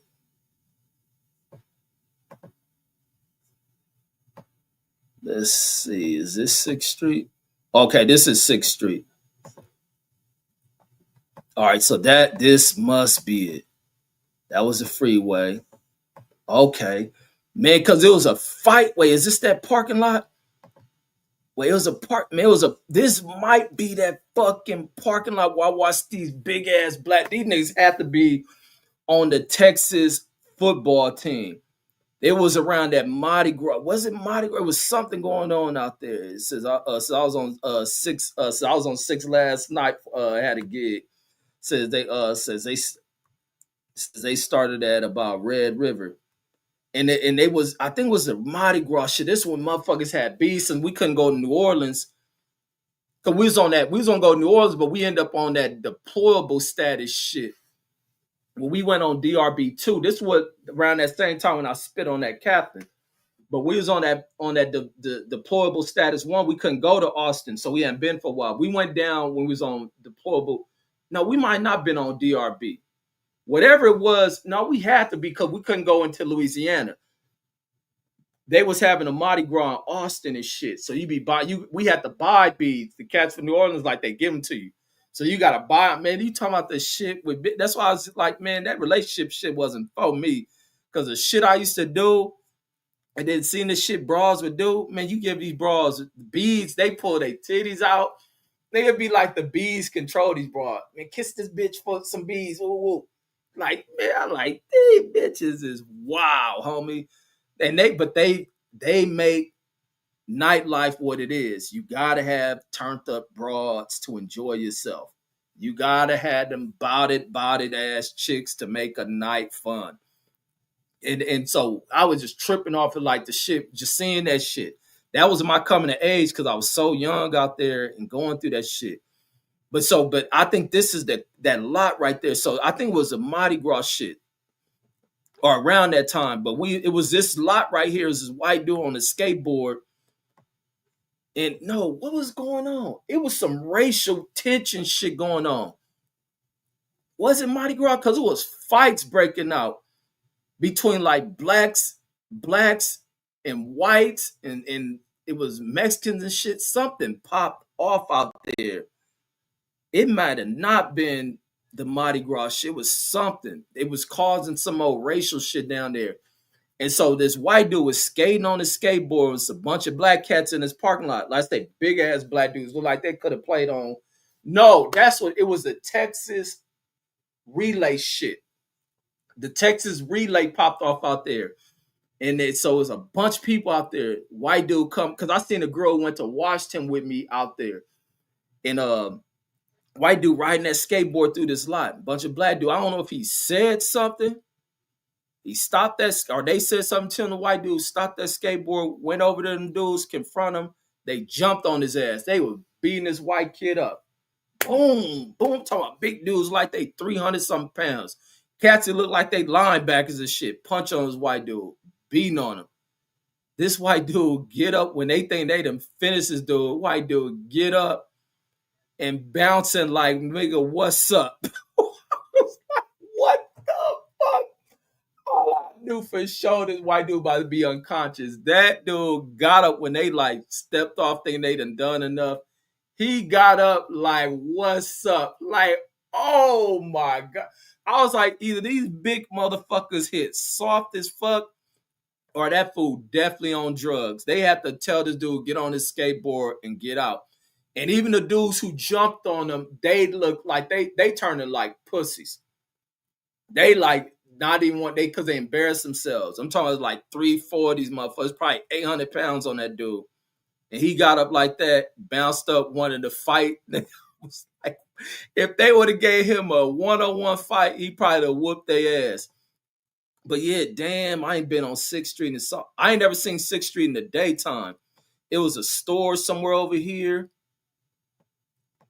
Man, this shit pop over here because ain't nothing but clubs, and you just walk through the middle of the street, both sides of the street, ain't nothing but people. It ain't nothing but live music coming out of these clubs and shit. That shit was so dope to me because I used to always have these thoughts that Texas was like on some backwards ass shit. I always thought Texas would be like seeing nothing but horses and farms and all that shit. Yeah, damn, this is 6th. Wait, no, it just says Pecan Street. Did I go down the wrong street or something? Oh, wait. Damn, I think I'm on the wrong. This ain't 6th Street.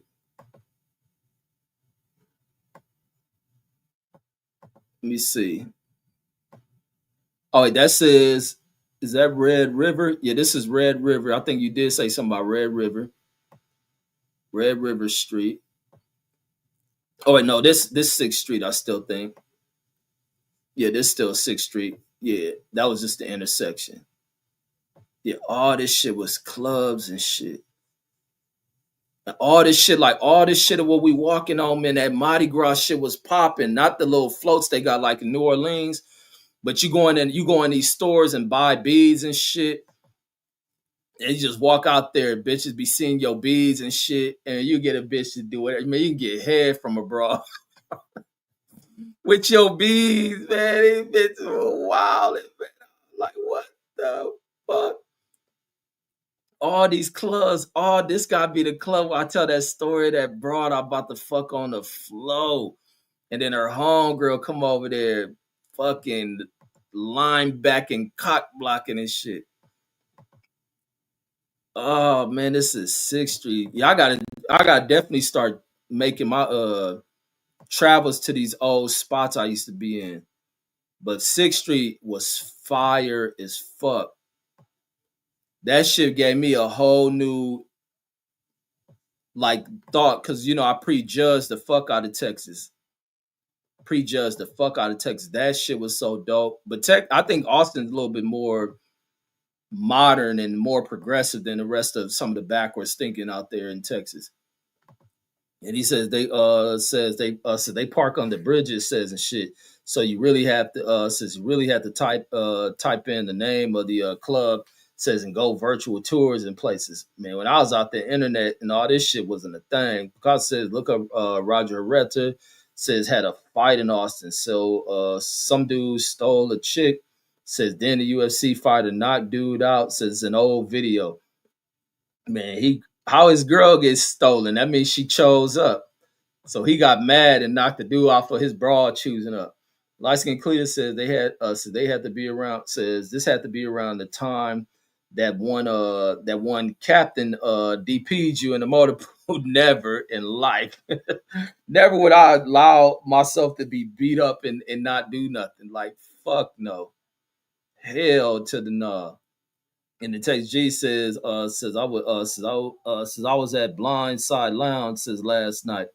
And Picasso says we think y'all on palm trees says and beaches and shit says, but y'all think we just cattle and farms says go figure. Yeah, that's what I thought about Texas. But especially I was in Fort Hood. When you get outside of Killeen and all that shit, you see all that cowboy shit. And then Picasso says, why you says what you think about New York? Now New York is old, but it's like I was intrigued by that shit. New York is very intriguing to me. Like to not see homes, to see that New York has this huge ass population. And when I look at New York, ain't as huge as I think it is. Where they got they population twice the population of LA, but they add in all the five boroughs into that shit. But still, and then when you look at it, it's just like they live on top of each other. Everything's so compact, but the everything about it, the city's old. It has a lot of history. When you go into American history, you look into New York, a lot of that shit's still there. You look at the subway system. There's so many groups of people there. New York is just intriguing to me for a number of reasons, but not to where I'm like it's better than LA or no shit. I never want to like live there, visit it. Fuck yeah. The history to get capture the history from New York, absolutely. And then because of the fact that I'm deep, I'm like super into that 9/11 shit. I'll be wanting to go back to that area where that shit popped off, and then see other landmarks in New York. I'll be wanting if next time I go, I gotta go to Harlem. I gotta go see that Apollo shit. I want to see Yankee Stadium. I want to see what else I want to see. Go up in the Empire State Building. I want to see Madison Square Garden. I didn't even know we were around the corner from that shit when we were in Times Square. A lot of shit. I wasn't mesmerized by Times Square. It's no different than like being in the Vegas Strip is more popping than Times Square to me. Our downtown LA ain't popping like that. It gets crowded too, but downtown LA ain't popping like Times Square. They got to really reimagine downtown LA and get it to pop. But you can't get downtown LA to pop when everybody in the damn city is struggling to fucking survive and sustain itself before things collapsing and now the violence peaks up and shit. But Times Square was dope. It was cool, but I wasn't blown away by the crowds. It's no different than being in LA or on the damn strip. Uh, that subway shit was dope as fuck to me. That subway shit was dope to be able to walk under stairs, get to somewhere, and then walk up ground level right here. And then to get back, you just pop up underground, get on the train, and go wherever you want to go. Like, I'm gonna ride the fuck out the subway next time I go to New York. I'm riding the hell out of that shit. I gotta go try the food. I didn't try none of the foods. This is what everybody be asking when I talk about going to New York. Did you try this and did you try like I'm like I ain't none of that shit. Like I say, I'm not a big foodie person like that. I don't go out to eat like I go to fucking burger joint and shit like that. But next time I gotta go experience it. Like I did go to that cheesecake place they say be good. That shit was regular as fuck to me. I got my kids a pizza. The pizza was like regular as fuck to me. Then I see some shit that I gotta go to the black side. I don't want to eat like the to not be like on some. It ain't even a racial thing, but I don't like the like when it comes to food critics. I don't want a white opinion of food. Like for I guess it's a palate thing or whatever, or cultural thing. Like if I look at for food places or recommendations, I look at like that like black review people like the LA Try guy and shit like that. I look for people like that to give opinions on food because I listen to white opinions on food. They eat the most bland shit and overhype it.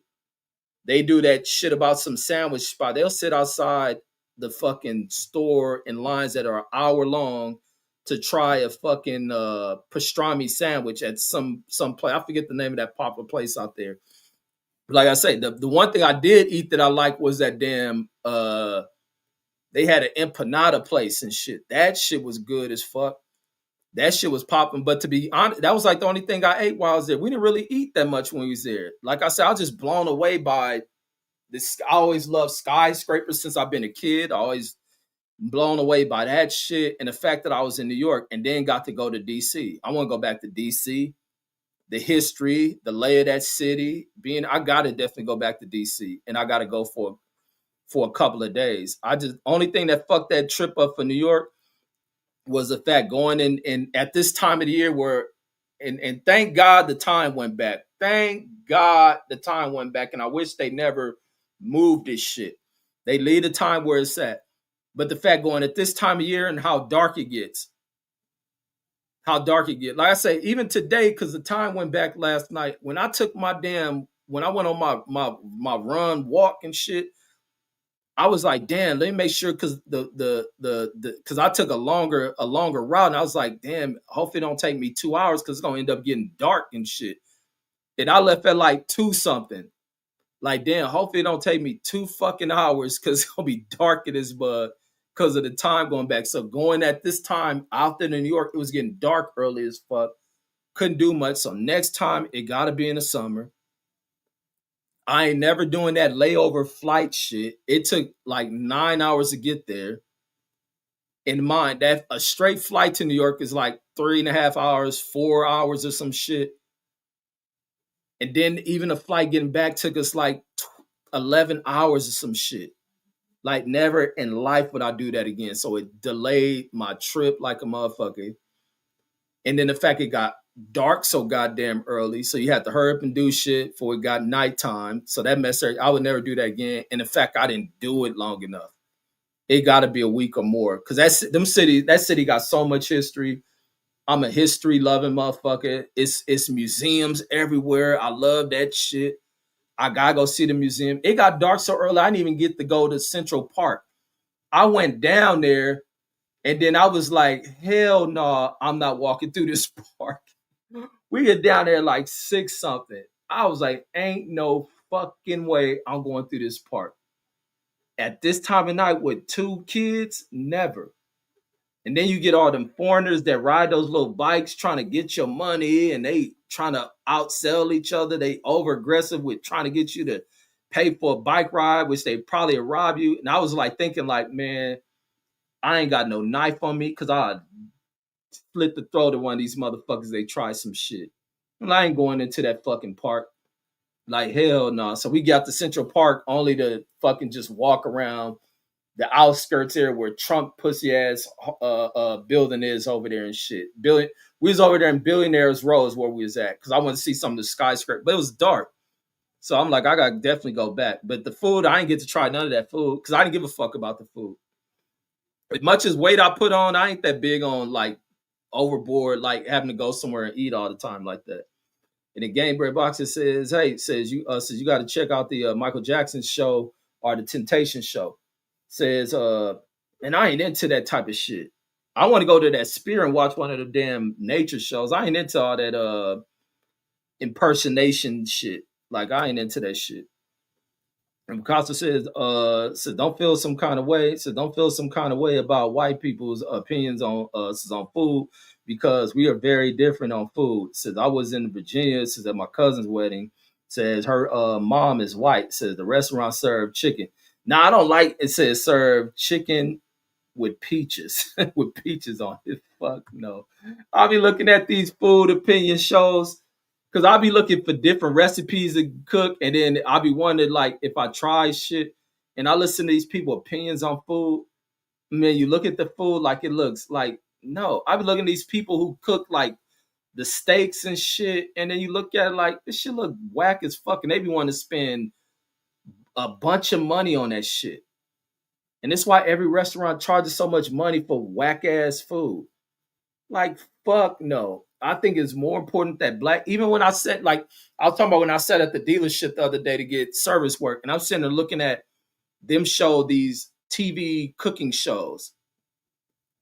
And then the contestants got to come up there and cook up some old bullshit ass meal. I'm like, man, get the fuck out of here. I'm looking at some old high end recipe cooking that restaurant shit and was looking at like this shit looked like some of the dumbest shit I ever seen in my fucking life. And people will spend this kind of money acting like they got something worth the value in it. Like, hell no. Nah. I'm like, I'm going right to one of these black review channels to see what their opinions on this food. I'm not looking. I look at that way they hype up.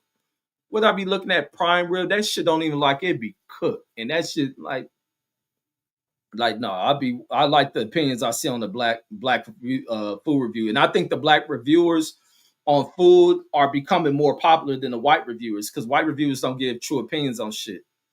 They food is bland. That's why it's this running joke about them not using seasonings and not none of this shit. Like the hell with that shit. Michelin chef. I don't give a fuck about no Michelin chef restaurant shit. The motherfuckers can't cook. They just stir shit and blended up sauces and call it marinade and shit. And if Acosta said, dude, says I was like, okay, says I had peaches, squirrel, rabbit, and chicken dumplings. Says so we not too far apart because I'm 10% white according to 23 and Me. Says, no, what the fuck Acosta be writing, man. But no, I got the palate of a black person, which require passion, time, and blessings that you put in the food. That's what true black food is. Not this rush to cook shit, just not treating food. And that's what you find in a lot of the restaurants. They rushing shit. Like hell no, you take your time with that shit, cook it properly. Uh uh uh uh like that's the thing with that shit. And then Picasso says white folks are searching for every people's culture. Says they conquer. Says to come up with their own ideals. Man, nah, they need to cut that shit out and start learning to respect how to actually cook other cultures of food. Because if anything, I would, if I was to go into the like want to create restaurant like more, because I go through these time periods of where I want to cook and shit. Because I hate when I go out and buy shit. I hate when I go out to buy food after I spend the money on it, and then I be like, man, why the fuck did I buy this shit? Like, damn, man. And I'm like, more money than spent on this shit because the motherfucker didn't want to cook or something. But then I'll be like, because I know how to cook, and then I'll be liking to cook. And so I'll be looking for these recipes, or I like to look at how people come up with shit. Just like when you look at the black food channels, like Grilling with AB. Let me go to some of the best people out here on YouTube. It's the black folks, and there ain't no racial bias or none of that shit. You just pour better passion in the shit. Like it is what it is. Oh, here it's showing that damn the Dodgers parade already coming up. Salute to the goddamn Dodgers. Salute to them goddamn Dodgers, boy. Them motherfuckers back. That fool, Matt. I was looking at them showing Magic the other day. Damn, Jaden Daniels got hurt. Stupid ass coaches left that kid in that game that they was losing. Always right with your boy. We're talking about how dumb these motherfuckers is in these pro sports, man. Wait, what was I looking at? I was looking for, oh yeah, AB, Grilling with AB. This fool be cooking. That fool, the blue chef dude be cooking. Like, man, we just got the better cooks when you really put that passion and shit. This fool, I'll be getting recipes off of his shit. This fool be throwing down, homie. And then the way that he break his shit down, he really break down recipes. I just go right to these YouTube motherfuckers. When I would look up recipes, even when I looked at the recipe for that cheesecake I made, when I made that cheesecake I made, booyah, right to YouTube. Right to YouTube. And then I'm a cheesecake expert that quick. I'm a cheesecake expert already. Even meals off of this shit. A lot of his recipes off the wall. Off the wall with his shit. This a cooking ass dude. Like I said, we got the best food reviewers, the best cooks on this shit. Let me see. This is the other fool. I think this is a LA cat. Blue Kitchen. This dude should be good. Let me go to Blue Kitchen. Yeah, this food recipes be good.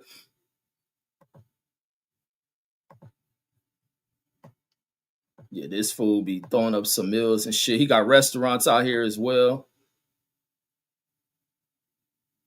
This nigga made a viral gumbo pot pie. This fool be throwing up food. So you know he cooking. See how big the dude is. Dude be throwing the fuck down. Yeah, that fool be throwing down. The one shit I want to start trying to learn to make is that them Barilla tacos I was telling the motherfuckers about. Yeah, this fool be cooking. Like we just got better shit. Man, I don't be listening to white food critics' opinions on food. Like they trash. Like I sat there, like I said, I had to sit there and watch them white cooking channels. Like, man, that shit look whack as fuck. And they'd be so entertained by that shit. That's like, and then going to restaurants they go to, I be like going to Benihana's. I don't like that kind of shit. I be looking like I know damn well you mixing my order should not be mixed with the rest of these niggas. Fuck all that. I think now you giving you a portion of my shit going to somebody else. Like fuck. I never ever go that shit on my own in my life. I ain't never decided to go to Benny. I always went with somebody having that. But outside, I would never go no shit like that, man. Look at that. I'll be looking like I'm like way ignorant too. Fuck that shit. I know damn well more of you mixing all this fried rice, shrimp, and all that shit, and then nigga, you gave some of my shit to that other motherfucker, and I gotta pay for it. And especially that one time I asked for change, and that bitch in there talking about that money. I gave her 20, asked for change. That bitch try to keep my whole 20. Like, no, bitch. I was gonna give y'all $10 tips, and I don't even believe in tipping. Now I ain't giving you shit. I'm walking out of here. Mikasa says white folks are searching. Oh yeah, I read that one. My cousin on the building, Deuce Time says next West Coast topic says we trying to see did the says we trying to see did they local we trying to see did they or did the so we trying to see did the local radio stations have artists make songs just for their local stations. I'm lost on that, Deuce. Are you explain? You'll explain it. And if Picasso says we eat French fries, hamburgers, etc., says pizza, Italian food, says another people. Nah, we don't. Nah, hamburgers and French fries ain't our food.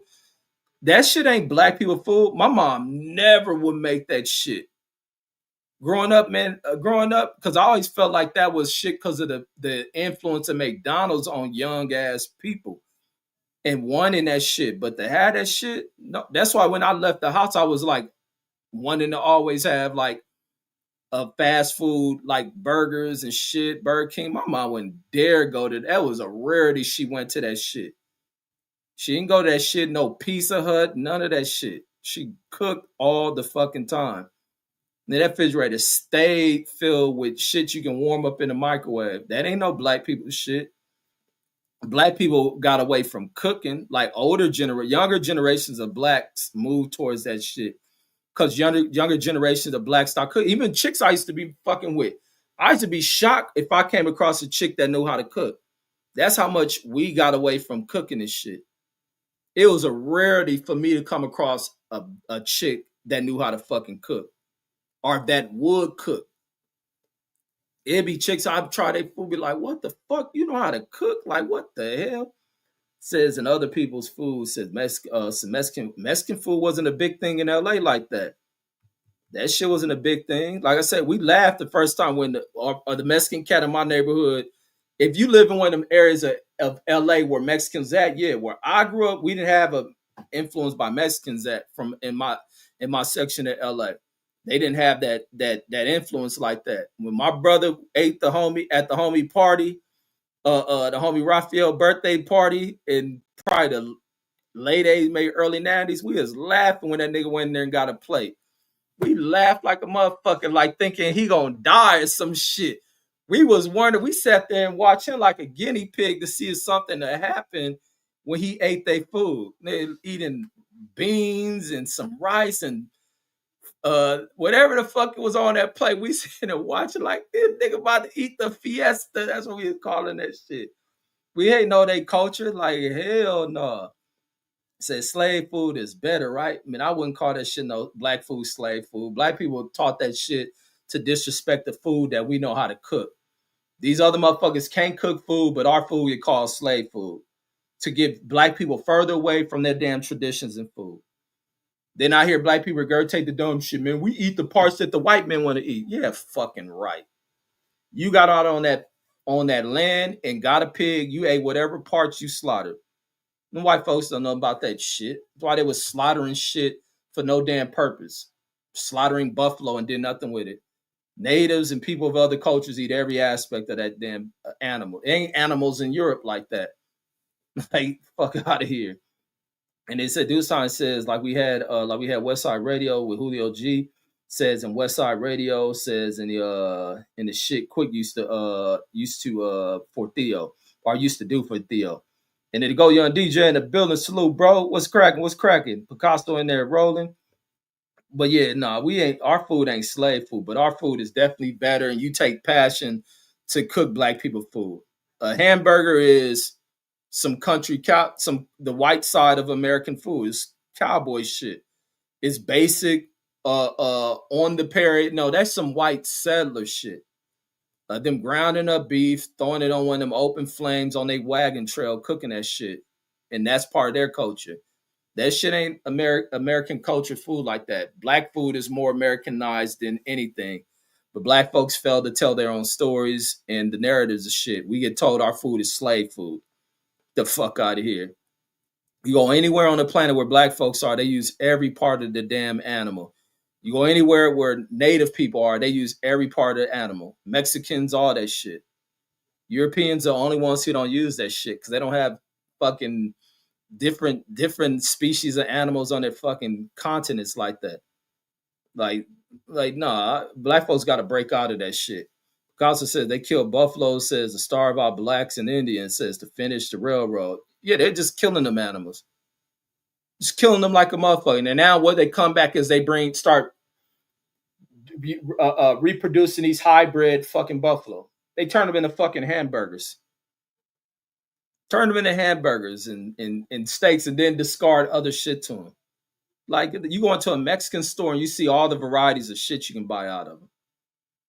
Like these, like no, I hate when I hear black people that use that shit. That's the we eat the food that the white man gave us. We eat chitlins because of the white man. Yeah, the fuck right. Y'all hold them to such a high fucking level of just empowering the fuck out of them, and you because black people believe they're black people have no belief in who they are. They just such the most lower standard motherfuckers you can ever come across on this planet. And that shit is ridiculous as fuck. Like we eat all parts of the animals. Anywhere you go where black people are, if they kill an animal, every part of that animal gonna be used for some shit. Like motherfuckers is crazy buying talking about slave food. Go your DJ says, what's your favorite MRE? That the MR nigga, I used to know the number. If I used to see the box, this is how cold I used to be with MREs. Because we used to be always in the field. MREs boxes used to come with certain numbers. They I used to know when they see certain numbers on the boxes, I used to know what be in them and then what candy came with the MREs. Because you'll get I used to love the beef stew MREs. The beef stew and MRE, take them old hard ass crackers. After you heat that MRE pack up, they crunch them crackers up, spread that shit in there. Oh man. And then I know what candy. If I wanted Skittles, I knew what pack. I used to be, but I used to be, my tank commander used to hate the fuck out of me. Because I raid the MRE pack and take candy out. I'll be knowing, oh, this one got M&Ms in it. They used to have them fake Jolly Ranchers used to come in MREs. If I wanted those, I go in the pack that had that shit. Or if I wanted M&Ms, I used to go and get that shit. And then I used to like that bread. They used to have the bread, this little old aged bread, fucking that you with the peanut butter and jelly. I used to like that shit. But the beef stew MREs and blend them crackers in that shit, yeah, I used to fuck with that shit. And then Picasso says Indians and Asians says we're basically the same people because Asians came from black people. See, I don't know about that shit. It's one thing that people throw that out, but I think if you're not doing genetic tracing on people, then you wouldn't know that. But they do.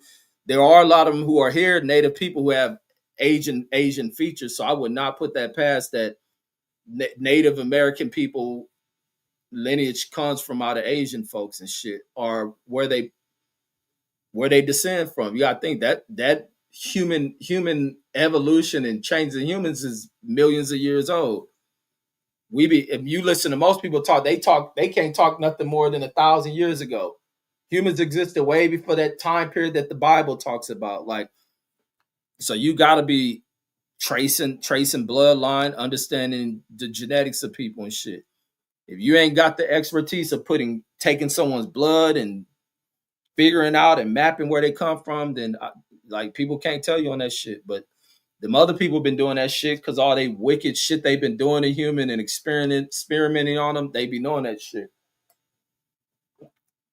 And that ain't a thing be like, oh, you listening to the white man. The white man and the black man. Well, y'all niggas ain't studying that shit. So you gotta go with the motherfuckers.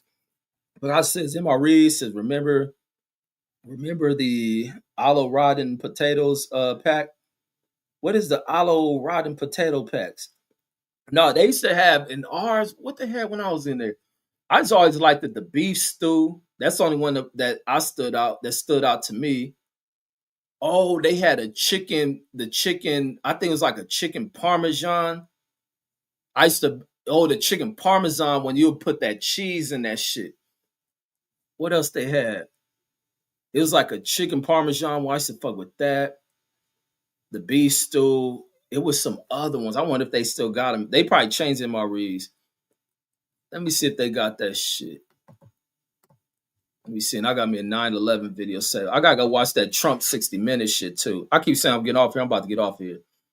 Let me see. MRE food. Let me see what was in the mugs, so I can remember what kind of food they have in them.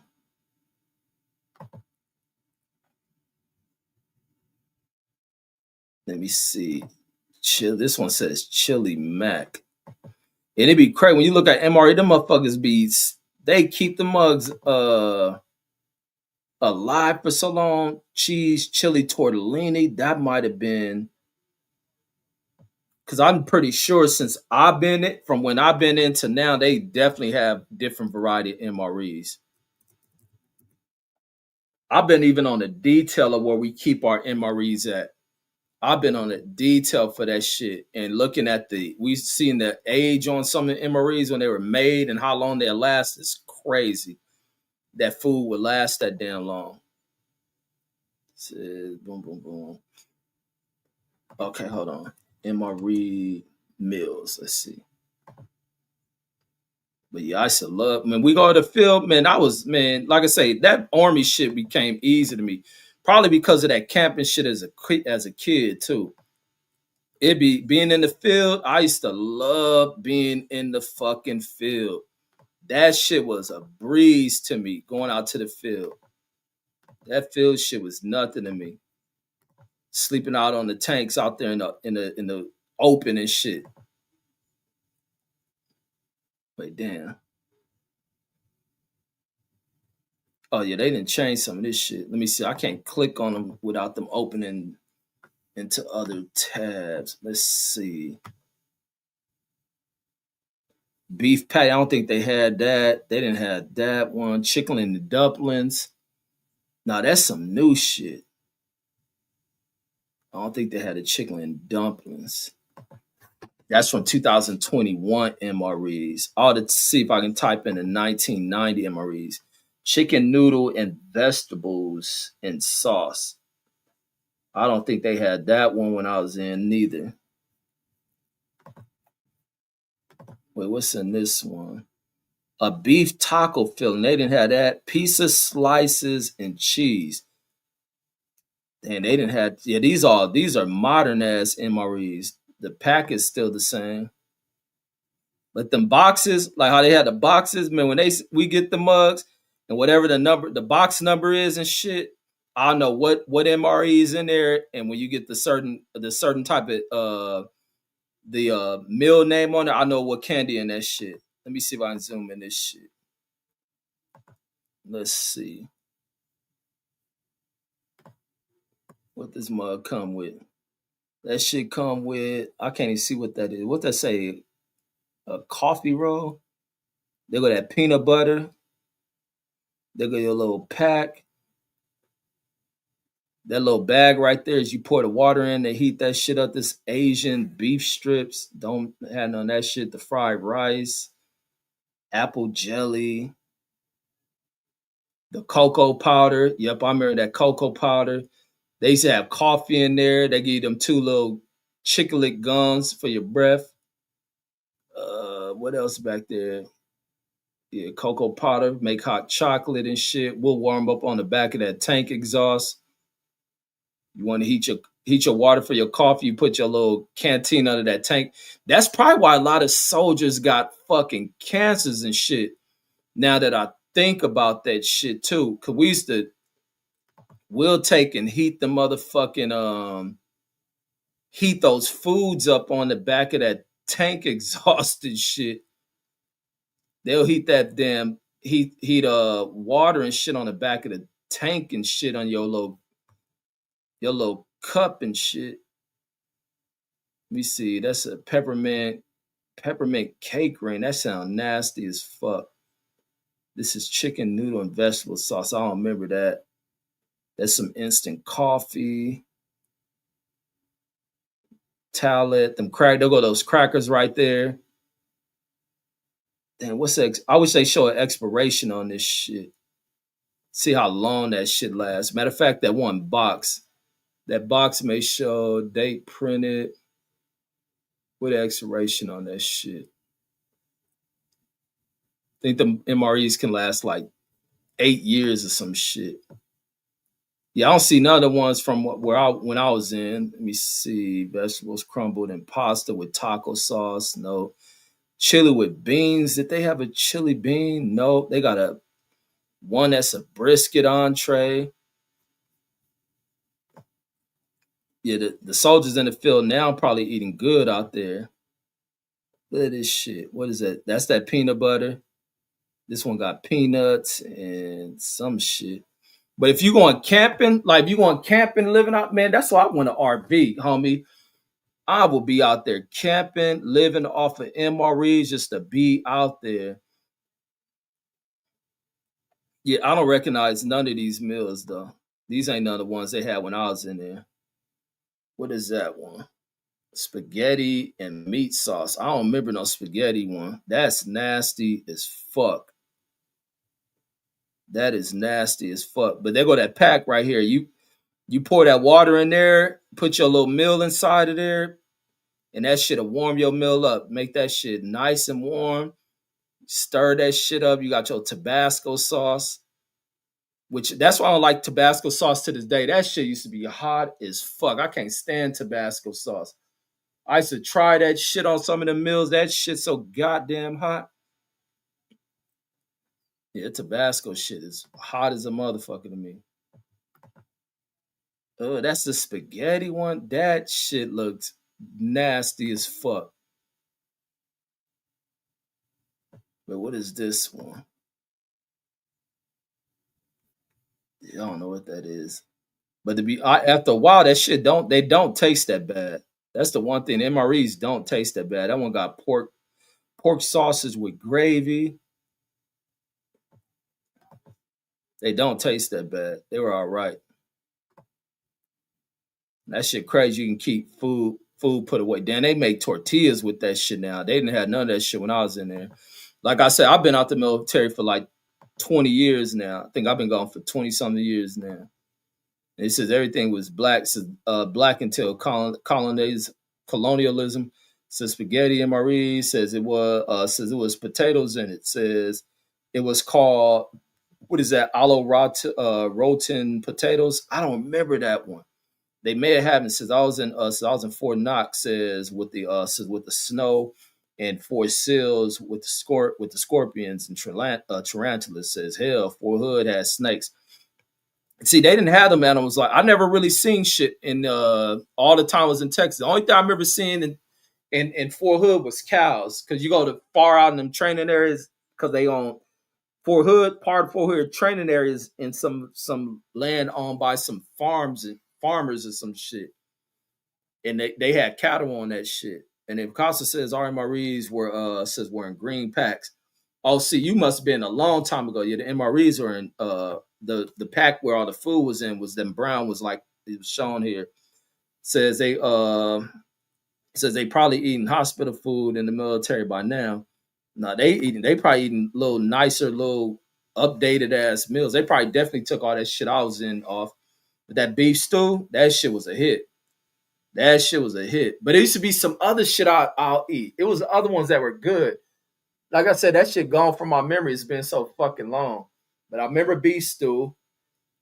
I think it was one with a chicken in there. I think that was chicken parmesan. I think that one was good. And I can't tell because there's a variety of the mugs in there. But I don't remember no spaghetti shit. If they had a spaghetti, I sure in the fuck wasn't eating that shit. And I remember the candies. I used to fuck the Skittles up because I used to be a candy fiend bad. I'll tear a pack of Skittles up. They used to have them knockoff Jelly Ranchers. Did they have Starburst? They may have had Starburst and some, and then they had the chocolate M&Ms and shit. And then and he says you worked at the airport, says that food on the airplane is something like MREs.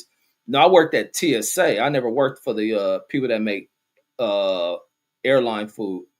Says I normally get cranberry juice, says and no ice, says they will freeze your ass in there.